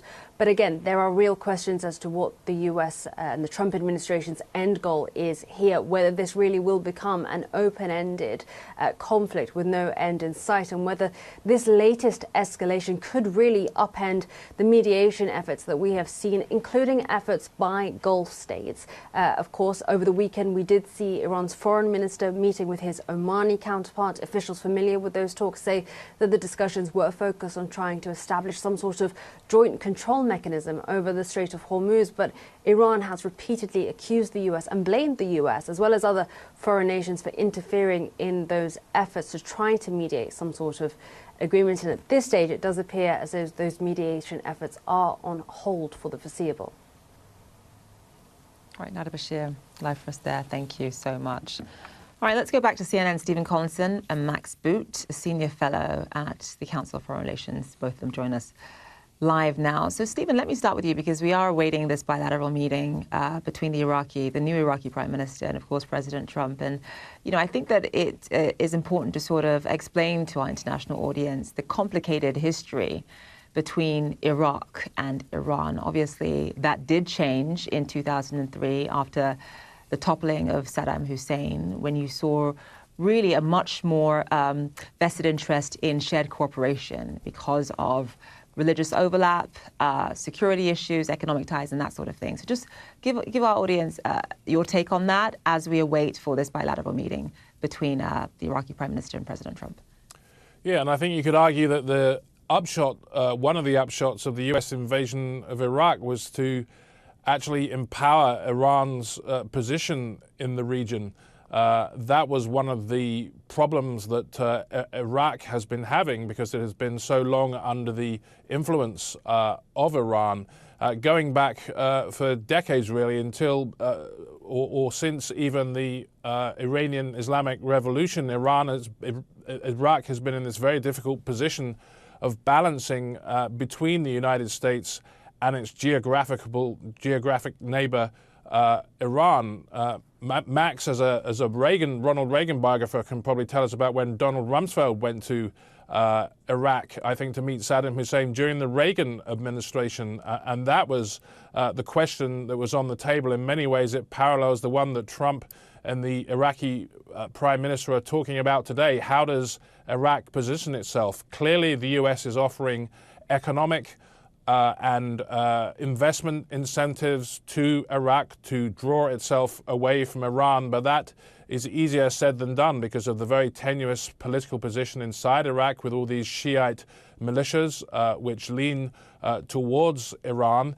And what Iraq is desperately trying to prevent is a descent back into the civil war situation in which those Shiite militias were very powerful, that unfolded after the US invasion and the vacuum of power that was created by the overthrow of Saddam Hussein. So these are very difficult questions. It's hard to see really whether Iraq will see, even if it is offered these assurances, the United States as a reliable power, given what we've seen, the reversals from the president just in the last few hours. Such an interesting point, Stephen. Max, let me bring you in on one of the things that Stephen mentioned there, this sort of juggling act, this delicate balance that the new Iraqi prime minister has to make between not necessarily alienating Iran per se, but at the same time really showing close economic, security, political cooperation with the United States. How does he do that? With a great deal of difficulty.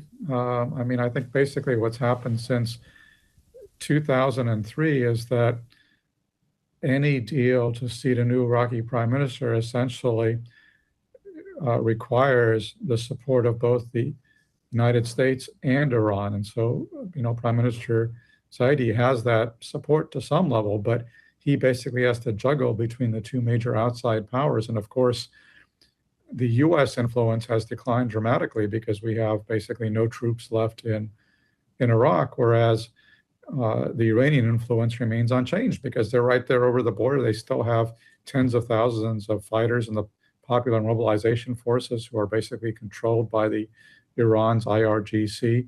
And so Iran remains a major player. As you mentioned, Zain, just recently we had the massive funeral for the Supreme Leader Ayatollah Khamenei, which was held not only in Iran, but also in Iraq, where you had massive turnout of Shiite mourners in Iraq for the Supreme Leader, who is the Supreme Leader not only of Iran, but also of Shia.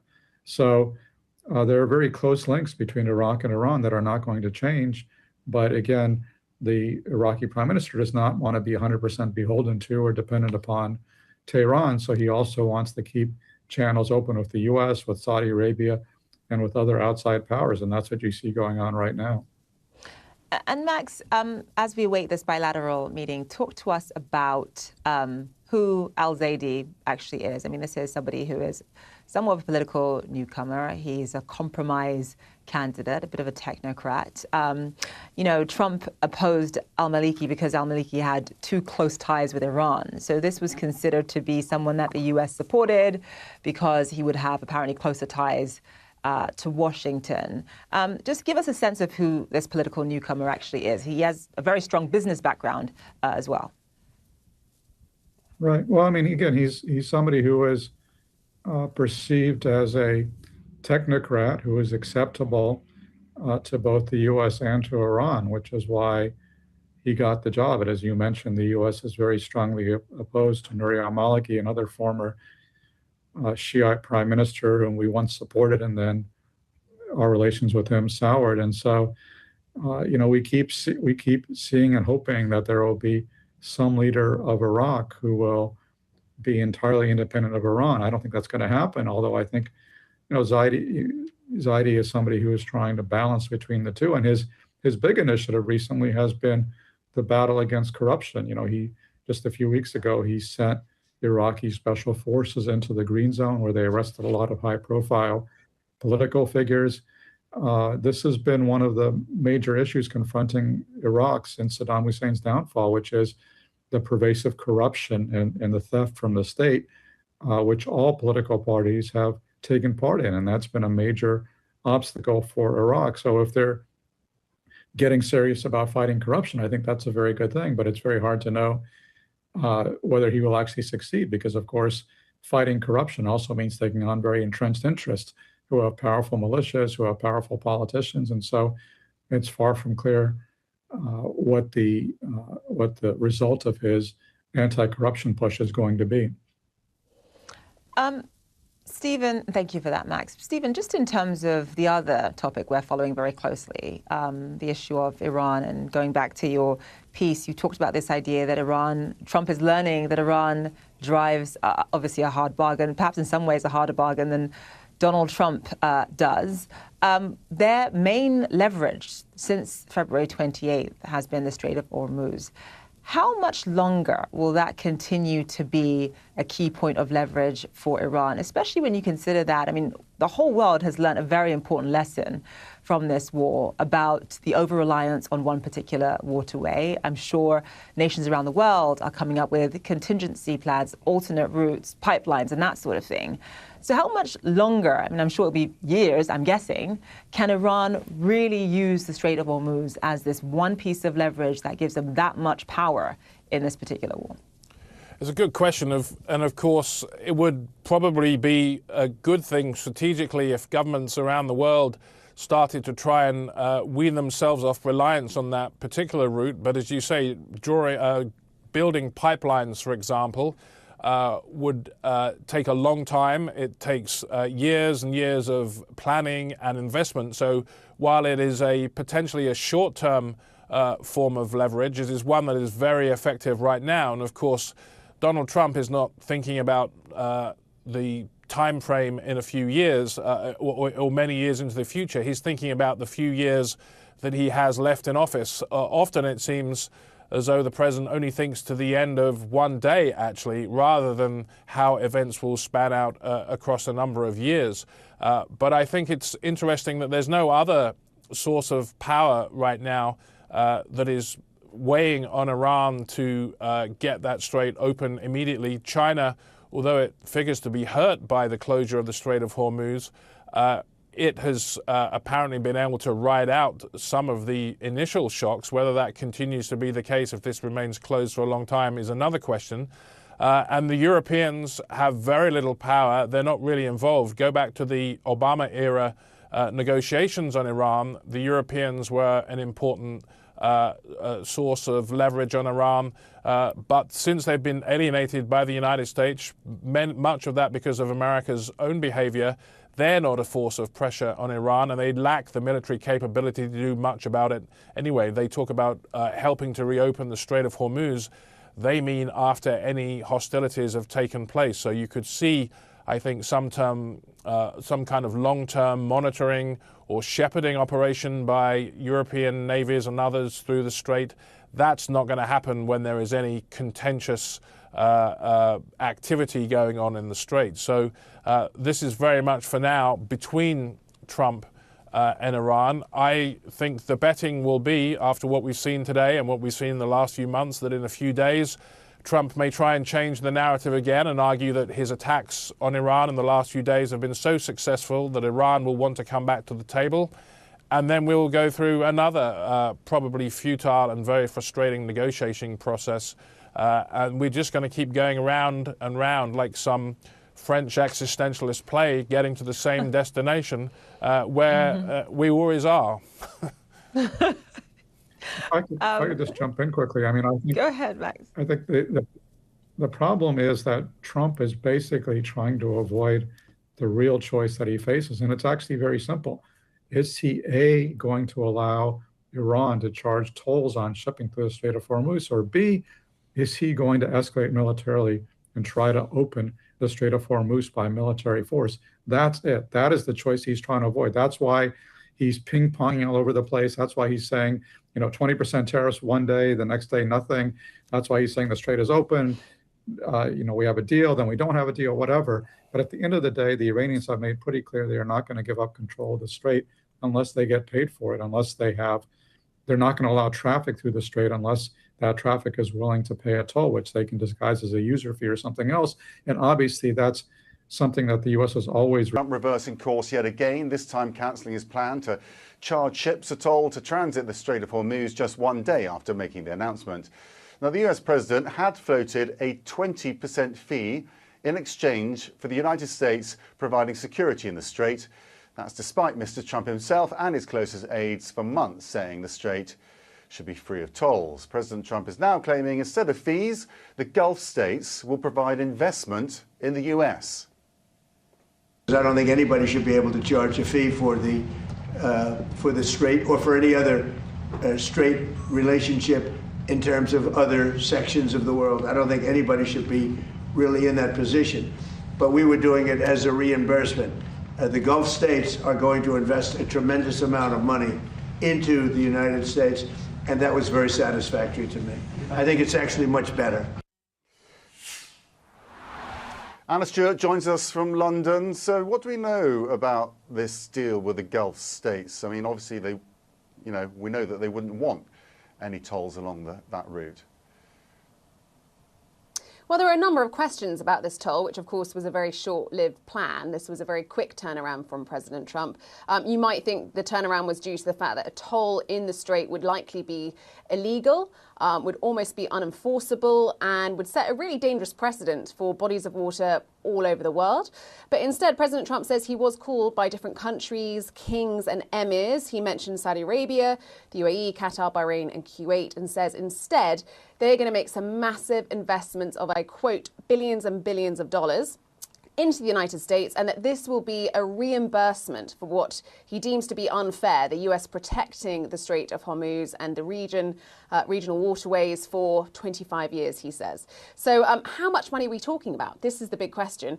In May 2025, he actually already says he received $2 trillion worth of investments from these Gulf states. You'll remember that big tour President Trump did of the region. Those were pledges rather than money in the bank, and it was very unclear how much of that. It also included things like trade, how many were previous investments. And again, we don't even have a figure this time, and whether this is additional investments to all that has already been announced. Okay, Anna Stewart, thank you so much for that update. The war with Iran dragging into more and more regional players as well. Kuwait's military says it's currently engaging hostile targets, whilst Bahrain says it intercepted and destroyed several missiles and drones fired by Iran. And the UAE reports a sailor was killed when 2 of its tankers were hit by Iranian missiles. The EU's aviation agency is warning airlines to avoid Gulf states right now, and the US has cancelled appointments at its embassy in the UAE due to the regional security situation. CNN senior White House reporter Kevin Liptak is with us. It really feels like we're going backwards all the time on this, Kevin. Yeah, and had tried using this approach earlier on in the conflict, and it didn't necessarily yield the results he was hoping for, namely concessions on the nuclear program. And now he's trying the same thing to try and reopen the Strait of Hormuz, and it's not at all clear why this time will be any different. You know, we're now about an hour away from the blockade being reimposed on Iranian ports. Remember, that was sort of the last element of the MOU that remained intact, was lifting the blockade, and you see how that MOU has been coming apart piece by piece. Now the president's saying that that blockade will go back into effect, which will be an enormous undertaking by the American military, which will have to patrol a wide swath of the Arabian Sea. But it's not clear why the president believes it will have the result it did not result in the first time around. And I think you see in all of this the president really kind of casting about for a way to shake loose some of the morass here. You know, this 24-hour reversal on the 20% fee that he had floated for vessels going through the Strait of Hormuz had caused an enormous amount of scramble, both here at the White House among officials who were not anticipating the president making this announcement and had long said that this would be a violation of international law, and working out how they were going to impose it, you know, even down to which agency would be responsible for levying these fees. You also saw a scramble among the United States' allies in the Gulf. You know, the president spoke this morning with the Emir of Qatar. It was a condolence call after the death of his father, but this issue of the 20% fee was also raised in that conversation, and you saw very quickly afterwards the president backtracking. Now, whether these investments that the president claims these countries will be making are new or part of those $2 billion investments that they had already committed remains to be seen. But I think what you see in all of this is the president really struggling to come up with a plan to extricate the U.S. from this war. You see instead the president committing the U.S. to patrolling the strait and patrolling this blockade in a way that does not have at least a clear resolution in the near term. And so it all adds up to a very complicated strategic impasse, I think, for the president to try and navigate his way out of. And so far, despite hearing from the president over many consecutive days, failing to articulate what exactly that pathway will look like for now. Max.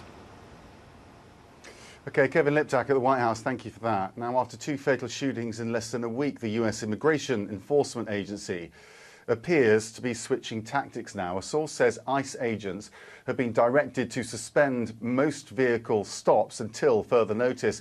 It comes just a day after Joan Sebastian Guerrero, a 26-year-old from Colombia, was shot and killed during an operation in Maine. And in Texas, local authorities are investigating the ICE killing of Mexican Lorenzo Salgado Arraro last week. ICE's parent agency, the Department of Homeland Security, says agents weren't issued body cameras in either shooting. Now, protesters are out in Texas over last week's death of a Mexican national during a traffic stop. In Houston this hour, demonstrators at a public city council meeting are expected to demand an independent investigation of ICE and the events surrounding the deadly shooting. Carolina Peguero joins us now from Houston, Texas. Carolina, there does seem to be a reverse in policy here. Is this some sort of acceptance that this ICE operation just isn't working?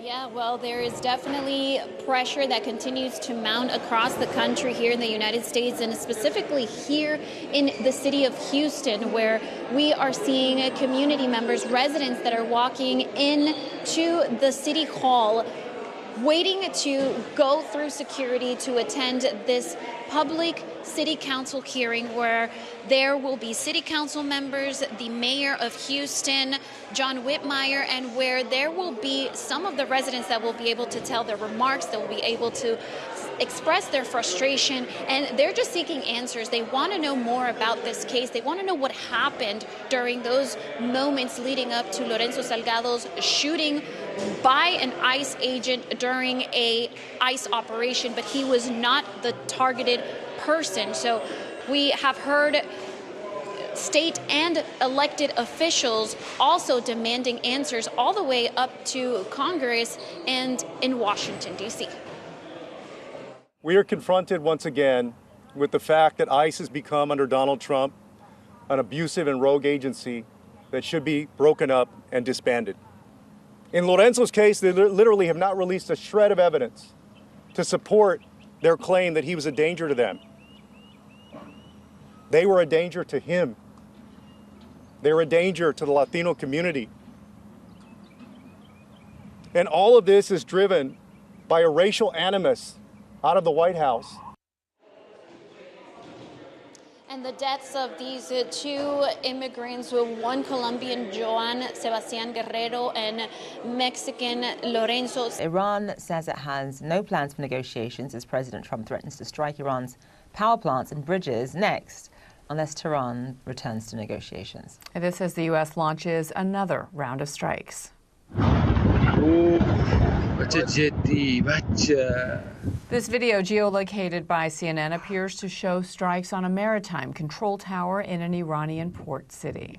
Yeah, the strikes began overnight, then continued into the day. Iran says that 7 of its military personnel were killed and that more than 30 civilians have died in recent U.S. strikes. President Trump says the attacks will continue. And here's what he said when he was asked about the possibility of a ground campaign. Are you ruling out a ground campaign in a limited capacity? I don't want to say that either, but I would say no if I thought it was appropriate. I'd say sometimes you need a ground campaign, but we have other people that will do the ground campaign for us. The U.S. also reimposed its naval blockade on ships going to and from Iranian ports. In return, Iran is threatening to halt more energy export routes in the region. Now, the US also keeping up its strikes on Iran, saying it carried out new daytime attacks after a 7-hour wave of strikes overnight. President Donald Trump is threatening once again to attack Iran's civilian infrastructure if it doesn't return to the negotiating table. Iran says that's not happening, at least for now, saying it's focused on defending the country. But it's also carrying out attacks of its own, saying it targeted US military sites in several key US allies. Let's bring in senior White House reporter Kevin Liptak. What is the strategy here, Kevin, then, to try to use military action to pressure them back into negotiations on the US terms? I think that is the sort of medium-term goal. The short-term goal is clearly to try and get the Strait of Hormuz reopened to commercial traffic. And you see over the course of the last several days, the U.S. going after positions along the waterway to try and degrade some of what Iran has been using to go after those commercial ships. And I think that 90-minute round of strikes today was notable because it happened during the daytime. You know, for the previous several days, the U.S. has been striking at night. Today, the U.S. going after this key position, Tomb Island, which is in the Strait of Hormuz during the day, which gives you the sense that the U.S. is increasing the pace of these attacks, but they also believe that perhaps some of Iran's capabilities have been degraded. Now, whether or not any of this will be effective, I think remains to be seen. And even when you talk to American officials, they do point out that Iran has something of an asymmetric advantage here. You know, Iran only needs to fire a few drones at these ships. They don't necessarily even have to cause significant damage or sink any of these vessels, but still spook some captains and prevent them from going through the strait. And that, I think, is a very difficult advantage for the U.S. to counter because it doesn't require a great military capability on the Iranians' part, contrasted with the enormous American military buildup in the region. And so it will be very difficult, I think, to wear that down outside of the negotiating table. And it has been interesting. I've just been listening to J.D. Vance, the vice president, who appeared, you know, for almost 3 hours on the Joe Rogan podcast. And this is a point that he was making, is that you aren't going to be able to completely degrade the Iranians militarily because of this asymmetric advantage. You're going to have to be able to resolve it around the negotiating table. I think the issue right now is that those talks don't seem to be progressing at all, and the military escalation only seems to be advancing. And when those negotiations and diplomacy will continue and resume, I think at this point is unknown. The U.S. military said it launched a second wave of strikes against Iran. The U.S. said it hit dozens of targets overnight near the Strait of Hormuz and along Iran's coast. Now, U.S. Central Command says the attacks are intended to help secure the crucial waterway. President Trump told Fox News the attacks will only get worse from here. Next week, it gets really bad for them because next week comes the power plants. Next week comes the bridges. We're going to knock out all their power plants. We're going to knock out all their bridges unless they get to the table and negotiate. Now, the Pentagon said in late April that the war had cost the U.S. around $25 billion. Sources told CNN that figure is a lowball. At the time, one said the real cost was closer to 40 or 50 billion. Either way, it seems that number could still get much bigger, especially as we continue to watch these strikes. House Speaker Mike Johnson revealed plans today for a $95 billion emergency funding request. The money would partly be used to pay for defense, and that includes the Iran war. Kevin Liptak is at the White House, and I do want with you, Kevin, to drill down on this issue of the cost of war, because I'd be willing to put money down that when the president came up with that idea of tolls, which he has since backed away from, that it was, you know, how much this war is costing that was irking him. Because at the end of the day, whether it's Pete Hegseth or anyone else from cabinet, they must go to Congress to get this money for this war and other defense spending. Right, and a number of lawmakers, mostly Democrats, but some Republicans as well, have some real questions about how much all of this is going to cost. The answers from the administration, I don't think at this point have been satisfactory, in part because the war is not over and the president has not projected how long exactly it will go. And so while they may have an idea how much it cost up until now, how much it will cost going forward is basically an unanswerable question. And so this is going to be, I think, a sticking point going forward as they try and get this massive new Pentagon funding through Capitol Hill. It's a record number, $1.5 trillion.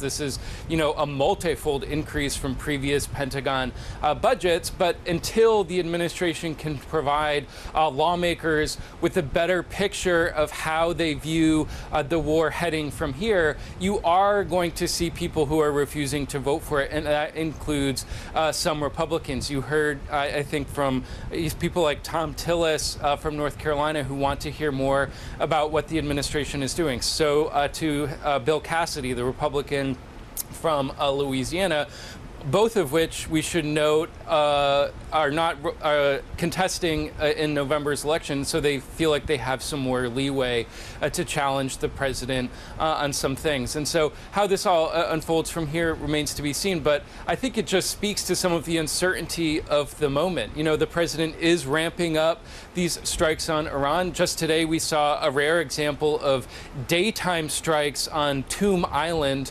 which is in the Strait of Hormuz and which has allowed the Iranians to have sort of a foothold there to blanket the strait with drones, missiles, small watercraft that have essentially shut down the strait to commercial traffic. And the president, you hear him there talking about these escalatory options. And we know that he's been discussing this with advisors behind the scenes. But I think the question is the president looking to get the Iranians back to the negotiating table to talk about some of these issues? Or is he willing to follow through on some of these threats, you know, for example, to take Karg Island in a way that he hasn't previously? He's made these threats before, but he hasn't gone through with some of them. And so we don't know exactly where this is all heading. And by the same strain, we don't know how much all of this is going to cost. Yeah, and I'm sure that that is top of mind, especially for the planners at the Pentagon right now, given they need, in fact, to replenish a lot of their stocks. Before I let you go, Kevin, the president did also say today that Iran wanted to talk. Now, the president has said that before without much evidence. There's also been some reporting about the fact that it is hard to know, and the president has said this himself as well, hard to know who you're even negotiating with in Iran. Yeah, and you continue to hear that from officials. I was just listening to J.D. Vance, the vice president, who just did this 3-hour interview with Joe Rogan. And that was one of the points that he was making as well, is that they continue to see this divide within the Iranian regime between the moderates, the pragmatists, as he called them, who they believe do want to strike an agreement with the United States that could potentially reopen Iran and recover its economy, and the hardliners who are trying to undercut these diplomatic efforts at every move and who, in their view, are responsible for the attacks on the commercial vessels in the Strait of Hormuz. But this has been a conundrum that the administration has faced. Well, the U.S. is keeping up relentless strikes on Iran, saying it carried out new daytime attacks after a 7-hour wave of strikes overnight. The U.S. says it hit dozens of military targets near the Strait of Hormuz and other coastal areas, and now also reimposed a naval blockade of Iranian ports. And President Donald Trump is threatening, once again, to attack Iran's critical civilian infrastructure, including all bridges, if it doesn't return to the negotiating table. Iran says that's not happening, at least for now, saying it's focused on defending the country. But it is also carrying out attacks of its own, saying it targeted U.S. military sites in several key U.S. allies. This video appears to show an Iranian drone hitting an already burning warehouse, and that is in Kuwait. I want to bring in our senior White House reporter, Kevin Liptak. So, Kevin, I think, first of all, for viewers just catching up with the very latest here, we really have seen an intensity in these strikes, the U.S. strikes on Iran, 7-hour wave of strikes overnight, followed by 90 minutes this morning. Talk us through what you're hearing from the United States and whether there are any plans at this stage for any sort of negotiations. Right, and I think the round of strikes that took place today is significant. It's a rare instance of the U.S. striking during the day. You know, previously we've seen these waves of attacks happen overnight, and I think it gives you a sense of how the United States thinks it has an advantage here as it goes after positions that are linked to the Strait of Hormuz. You know, one of the targets today is this critical island, Tomb Island, which has been used by Iran to kind of blanket the Strait of Hormuz with drones and those speedboats that are going after some of the commercial vessels in the strait. And I think that gives you a picture of what the objective in all of this is from the American point of view, which is to try and loosen Iran's grip on the waterway. That seems to be where this new phase of the war is at, is trying to reopen the strait for commercial traffic. But I think the problem that American officials do acknowledge behind the scenes here is that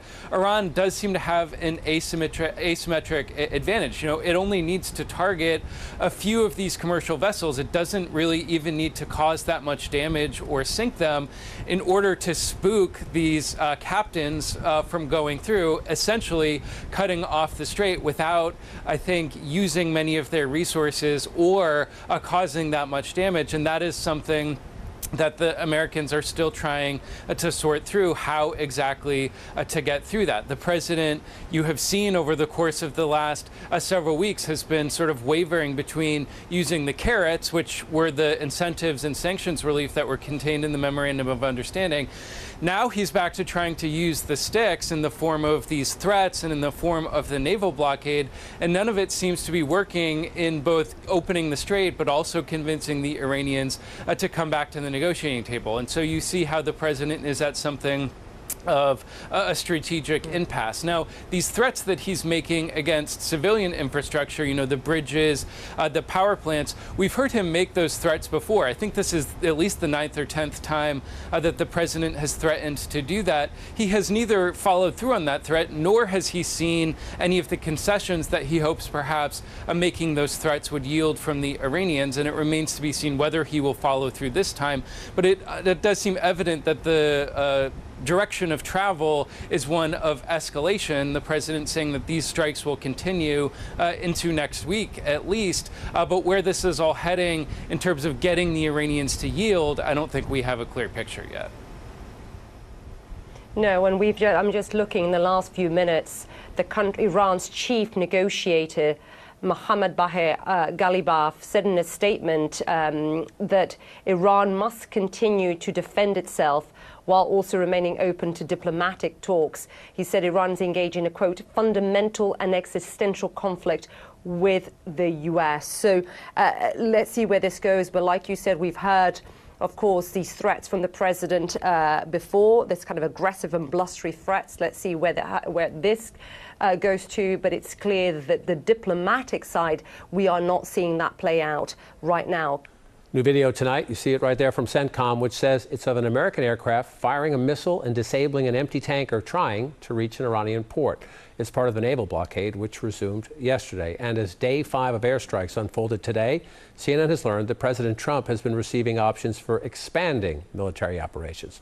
According to 2 people familiar with the matter, it came up in a Situation Room meeting yesterday. Also, just a short time ago, the president went online announcing the release of an American woman who he says was detained in Iran in 2024.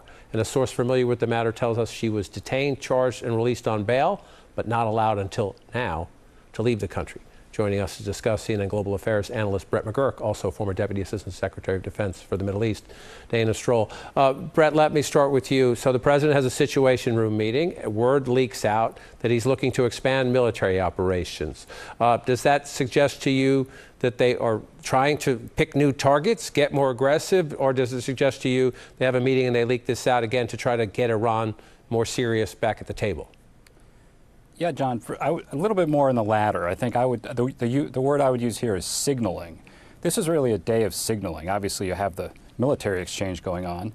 That's signaling. But you have this, I think, leaking that we are considering an expanded military campaign. That's a signal that if there isn't a diplomatic path, the U.S. is prepared to escalate. You've also had signaling on the Iranian side today. You had Ghalibaf, who is the Speaker of Parliament and Vice President Vance's counterpart, in these dormant talks. He gave a national address today, very defiant, but also saying a diplomatic path is open. And then just in the last hour or so, as you mentioned, you've had this, what I would call a goodwill gesture, what the president referred to it, with the release of this American who was in a travel ban. That's very good news. That also is signaling. But where is this heading, John? The crux of it is the Strait of Hormuz. And if you go to Ghalibaf's statement today, very defiant on the Strait of Hormuz. He said it is our national security that Iranian arrangements will control the strait. And until you can break that impasse, they're going to be signaling, but there's not an off-ramp here in sight.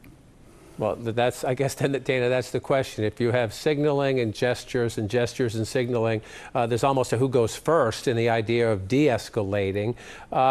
Let's say that doesn't happen. In the president sitting down saying, give me more targets, What are we talking about here? Karg Island, bombing Pickaxe Mountain? What options are there?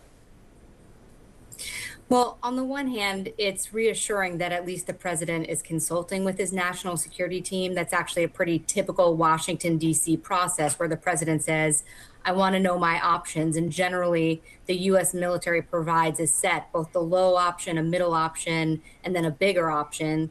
I would say over the last several days, what we've seen is a middle option, very expanded scope, but only military targets. And what President Trump signaled in recent days with words is that he was willing to expand to civilian infrastructure in Iran. And so this is him signaling, okay, I'm taking the next step. Just as Brett said, I want to see what those options look like. The challenge here is that Trump is pretty undisciplined in what he says. He very rarely adheres to whatever his senior leaders advise him, assuming they even do give them advice. And so again, in terms of signaling, how that is heard by Iranian ears, I think is very much in doubt.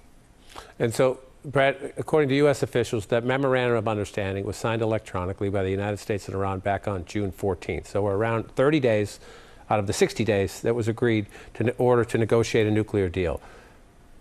Is that even relevant anymore? Has any progress been made toward that deal, or is that document moot at the midway point?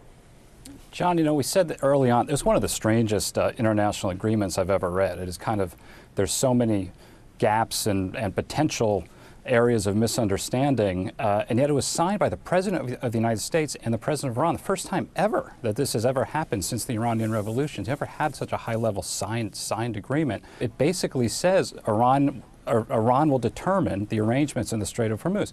The Americans have said, and I've heard this from Middle East mediators as well, that there's actually a side agreement that all ships should be going through. It should be unfettered. But whatever happened after the MOU was signed, the Iranians and the Revolutionary Guard have determined we are going to control the Strait of Hormuz. We'll attack ships that are violating our understanding. And until you can break that impasse, we are stuck, because this has all come down to the Strait of Hormuz, which of course was not an issue before the war. But that's where we are. And if you can't get that solved, John, you're just going to have the military tit for tats going on. You might de-escalate it from time to time. Dana and I used to live through this in a much kind of lower level way, with Iran attacking our forces, and then we would strike back. There'd be some back-channel diplomacy. But now it has global implications after this major war. Now, the U.S. also keeping up its strikes on Iran, saying it carried out new daytime attacks after a 7-hour wave of strikes overnight. President Donald Trump is threatening once again to attack Iran's civilian infrastructure if it doesn't return to the negotiating table. Iran says that's not happening, at least for now, saying it's focused on defending the country. But it's also carrying out attacks of its own, saying it targeted U.S. military sites and several key U.S. allies. Let's bring in senior White House reporter Kevin Liptak. What is the strategy here, Kevin, then, to try to use military action to pressure them back into negotiations on the U.S. terms? I think that is the sort of medium-term goal. The short-term goal is clearly to try and get the Strait of Hormuz reopened to commercial traffic. And you see over the course of the last several days, the U.S. going after positions along the waterway to try and degrade some of what Iran has been using to go after those commercial ships. And I think that 90-minute round of strikes today was notable because it happened during the daytime. You know, for the previous several days, the U.S. has been striking at night. Today, the U.S. going after this key position, Tomb Island, which is in the Strait of Hormuz during the day, which gives you the sense that the U.S. is increasing the pace of these attacks, but they also believe that perhaps some of Iran's capabilities have been degraded. Now, whether or not any of this will be effective, I think remains to be seen. And even when you talk to American officials, they do point out that Iran has something of an asymmetric advantage here. You know, Iran only needs to fire a few drones at these ships. They don't necessarily even have to cause significant damage or sink any of these vessels, but still spook some captains and prevent them from going through the strait. And that, I think, is a very difficult advantage for the U.S. to counter, because it doesn't require a great military capability on the Iranians' part, contrasted with the enormous American military buildup in the region. And so it will be very difficult, I think, to wear that down outside of the negotiating table. And it has been interesting. I've just been listening to J.D. Vance, the vice president who appeared, for almost 3 hours on the Joe Rogan podcast. And this is a point that he was making, is that you aren't going to be able to completely degrade the Iranians militarily because of this asymmetric advantage. You're going to have to be able to resolve it around the negotiating table. I think the issue right now is that those talks don't seem to be progressing at all. And the military escalation only seems to be advancing. And when those negotiations and diplomacy will continue and resume, I think at this point is unknown. About an hour ago, the U.S. military said it launched a second wave of strikes against Iran. The U.S. said it hit dozens of targets overnight near the Strait of Hormuz and along Iran's coast. Now, U.S. Central Command says the attacks are intended to help secure the crucial waterway. President Trump told Fox News the attacks will only get worse from here. Next week, it gets really bad for them because next week comes the power plants. Next week comes the bridges. We're going to knock out all their power plants. We're going to knock out all their bridges unless they get to the table and negotiate. Now, the Pentagon said in late April that the war had cost the U.S. around $25 billion. Sources told CNN that figure is a lowball.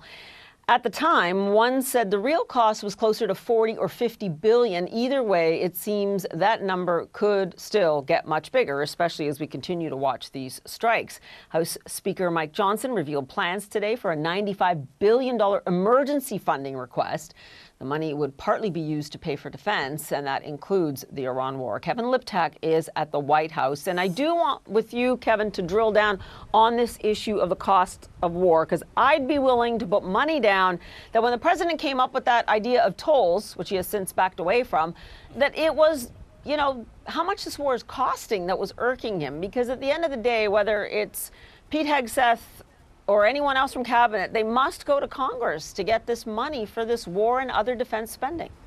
Right, and a number of lawmakers, mostly Democrats, but some Republicans as well, have some real questions about how much all of this is going to cost. The answers from the administration, I don't think at this point have been satisfactory, in part because the war is not over and the president has not projected how long exactly it will go. And so while they may have an idea how much it cost up until now, how much it will cost going forward is basically an unanswerable question. And so this is going to be, I think, a sticking point going forward as they try and get this massive new Pentagon funding through Capitol Hill. It's a record number, $1.5 trillion.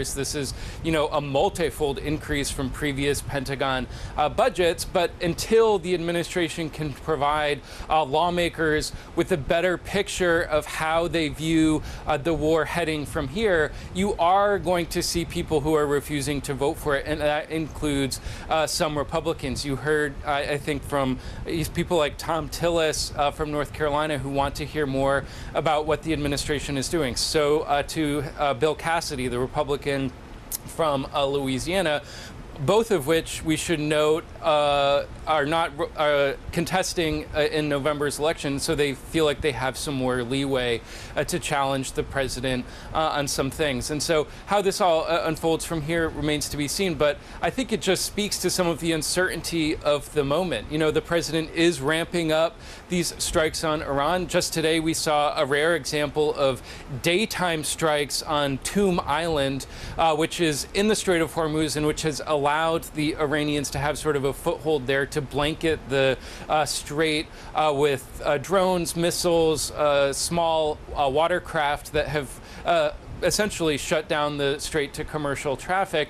And the president, you hear him there talking about these escalatory options. And we know that he's been discussing this with advisors behind the scenes. But I think the question is the president looking to get the Iranians back to the negotiating table to talk about some of these issues? Or is he willing to follow through on some of these threats, for example, to take Karg Island in a way that he hasn't previously? He's made these threats before, but he hasn't gone through with some of them. And so we don't know exactly where this is all heading. And by the same strain, we don't know how much all of this is going to cost. Yeah, and I'm sure that that is top of mind, especially for the planners at the Pentagon right now, given they need, in fact, to replenish a lot of their stocks. Before I let you go, Kevin, the president did also say today that Iran wanted to talk. Now, the president has said that before without much evidence. There's also been some reporting about the fact that it is hard to know, and the president has said this himself as well, hard to know who you're even negotiating with in Iran. Yeah, and you continue to hear that from officials. I was just listening to J.D. Vance, the vice president, who just did this 3-hour interview with Joe Rogan. And that was one of the points that he was making as well, is that they continue to see this divide within the Iranian regime between the moderates, the pragmatists, as he called them, who they believe do want to strike an agreement with the United States that could potentially reopen Iran and recover its economy, and the hardliners who are trying to undercut these diplomatic efforts at every move, and who, in their view, are responsible for the attacks on the commercial vessels in the Strait of Hormuz. But this has been a conundrum that the administration has faced for months and months now, and it doesn't seem as if they've found a way to get around it. And so it seems as if they are still at this strategic impasse of trying to degrade Iran's capabilities, but facing what is an asymmetric threat. You know, Iran only has to fire a few drones at these commercial vessels. They don't really have to cause that much damage, and they don't have to sink them in order to completely close the waterway, because it spooks the vessel's captains, and you see the traffic really being reduced. And so it's a very cheap and effective way for Iran to exert its leverage over the strait. And the administration, I think, at this point hasn't found a way to effectively get around that. Yeah, Kevin, we'll continue to keep an eye on all of this as the president has been speaking at that defense conference. Kevin Liptak for us. Thanks so much. Now, we do turn to Iran and the United States that continue to trade fire in the Middle East. U.S. Vice President J.D. Vance, meanwhile, defending using diplomacy while speaking on a podcast. Listen. We got to kind of use all tools at our disposal. The military is one tool, but diplomacy is another tool. And I'm very frustrated by the Americans and, frankly, by people in other countries who are like, you cannot negotiate with the Iranians. Well, then what is your proposal to get people to stop shooting at ships in the Strait of Hormuz? You can bomb them. You can take away their radar. You can take away some of their drones and some of their missiles, but it's just too easy to fire at ships in the straits. So you've got to actually be willing to talk and to try to figure out the problem. Vance's comments echoed by President Donald Trump on Fox News, where he once again teased possible talks with Iran. We received a call just as I was coming here that they want to meet. They always want to meet. Now, earlier, House Speaker Mike Johnson announced a massive request for defense funding to the tune of almost $100 billion. Kevin Liptak joins me now. And Kevin, as you've reported, what this is costing is definitely top of mind for this Trump administration. And yet, the president says that he will continue to hit Iran harder and harder until they get to that negotiating table. Right, and I think that is making it difficult to come up with a firm estimate for just how much this conflict will cost. The president at this point, I don't think, has a clear view of how much longer this would go. He was asked earlier today whether he had a deadline for the Iranians to return to the negotiating table, and he said no, he doesn't like to deal with deadlines. And so you can see how this, at this point, is somewhat open-ended. And you see how the president is now, I think, openly weighing a major escalation. We understand that he has been discussing this behind the scenes with officials, including in the Situation Room last evening. And you hear in interviews over the last few days the president laying out what some of those intensifying options might look like, including trying to bomb Pickaxe Mountain, which is believed to be a center of the Iranians' nuclear program. The president talking about trying to get underneath that to where some of the tunnels are. He also is now again musing about taking over Karg Island, that very critical export point for Iranian oil. Of course, he's talked about that before, but the president again raising that as a possibility as he tries to sort of cast about for some sort of way to break loose what has essentially become an impasse. Now, at the same time, you hear him and you hear J.D. Vance talking about getting the Iranians back to the negotiating table, and I think that speaks to the reality that you hear a number of officials talking about, which is that unless they can resolve some of these issues diplomatically, this war is just going to continue on, I think, endlessly. There is this asymmetric capability that the Iranians still retain, firing off these relatively cheap drones on vessels that are transiting through the strait. They don't have to really cause that much damage or sink them, but they still are able to essentially close the waterway because ship captains are unwilling to take the risk of trying to transit through. And unless you get the Iranians to back off of that diplomatically, it will be very difficult to get that waterway reopened. And so that seems to be where the president's head is at the moment. Yes, considering these escalatory options and taking steps through these, nightly airstrikes against Iran to try and soften the ground a little bit if he decides to go in that direction. But at the same time, making clear that it will have to be a diplomatic solution that brings the conflict to an end, saying today that he thinks the Iranians want to settle. Whether there's any evidence of that from Tehran, I think, is an open question. And as I repeat, he has said that before, and yet here we are in this escalatory cycle. Kevin Liptak for us at the White House, grateful to you. The Iranian government says more than 30 civilians have been killed in the latest waves of U.S. strikes. It also reports more than 260 people have been injured, including women and children. CNN cannot independently verify those figures. The Iranian military says 7 service members died when a military base was hit by the U.S. overnight. But Iran insists it has no plans for negotiations and will defend its soil every inch of the way. Jim is at the Aspen Security Forum in Colorado. You are with Theo Franken. He is Belgium's Minister of Defense and Foreign Trade. Jim, it will be interesting to see what he says now, especially given, as I said, we are back in an escalatory cycle here. Well, top of the discussion here at the forum is the state of the relationship between the U.S. and its European allies as relates to not just the Iran war, but also the Ukraine war, the future of NATO, and trade, with ongoing trade disputes between the U.S. and its European trading partners. So it's good to have the Belgian Minister of both Defense and Trade, Theo Franken. Thanks so much for joining. Thank you. So the president is again discussing escalating the war with Iran, and he's saying two things at the same time. He's saying we're going to apply more military pressure, but he says he believes that ultimately Iran wants to negotiate. The trouble is he's been saying that, and he's had that combination of military action and talk of negotiations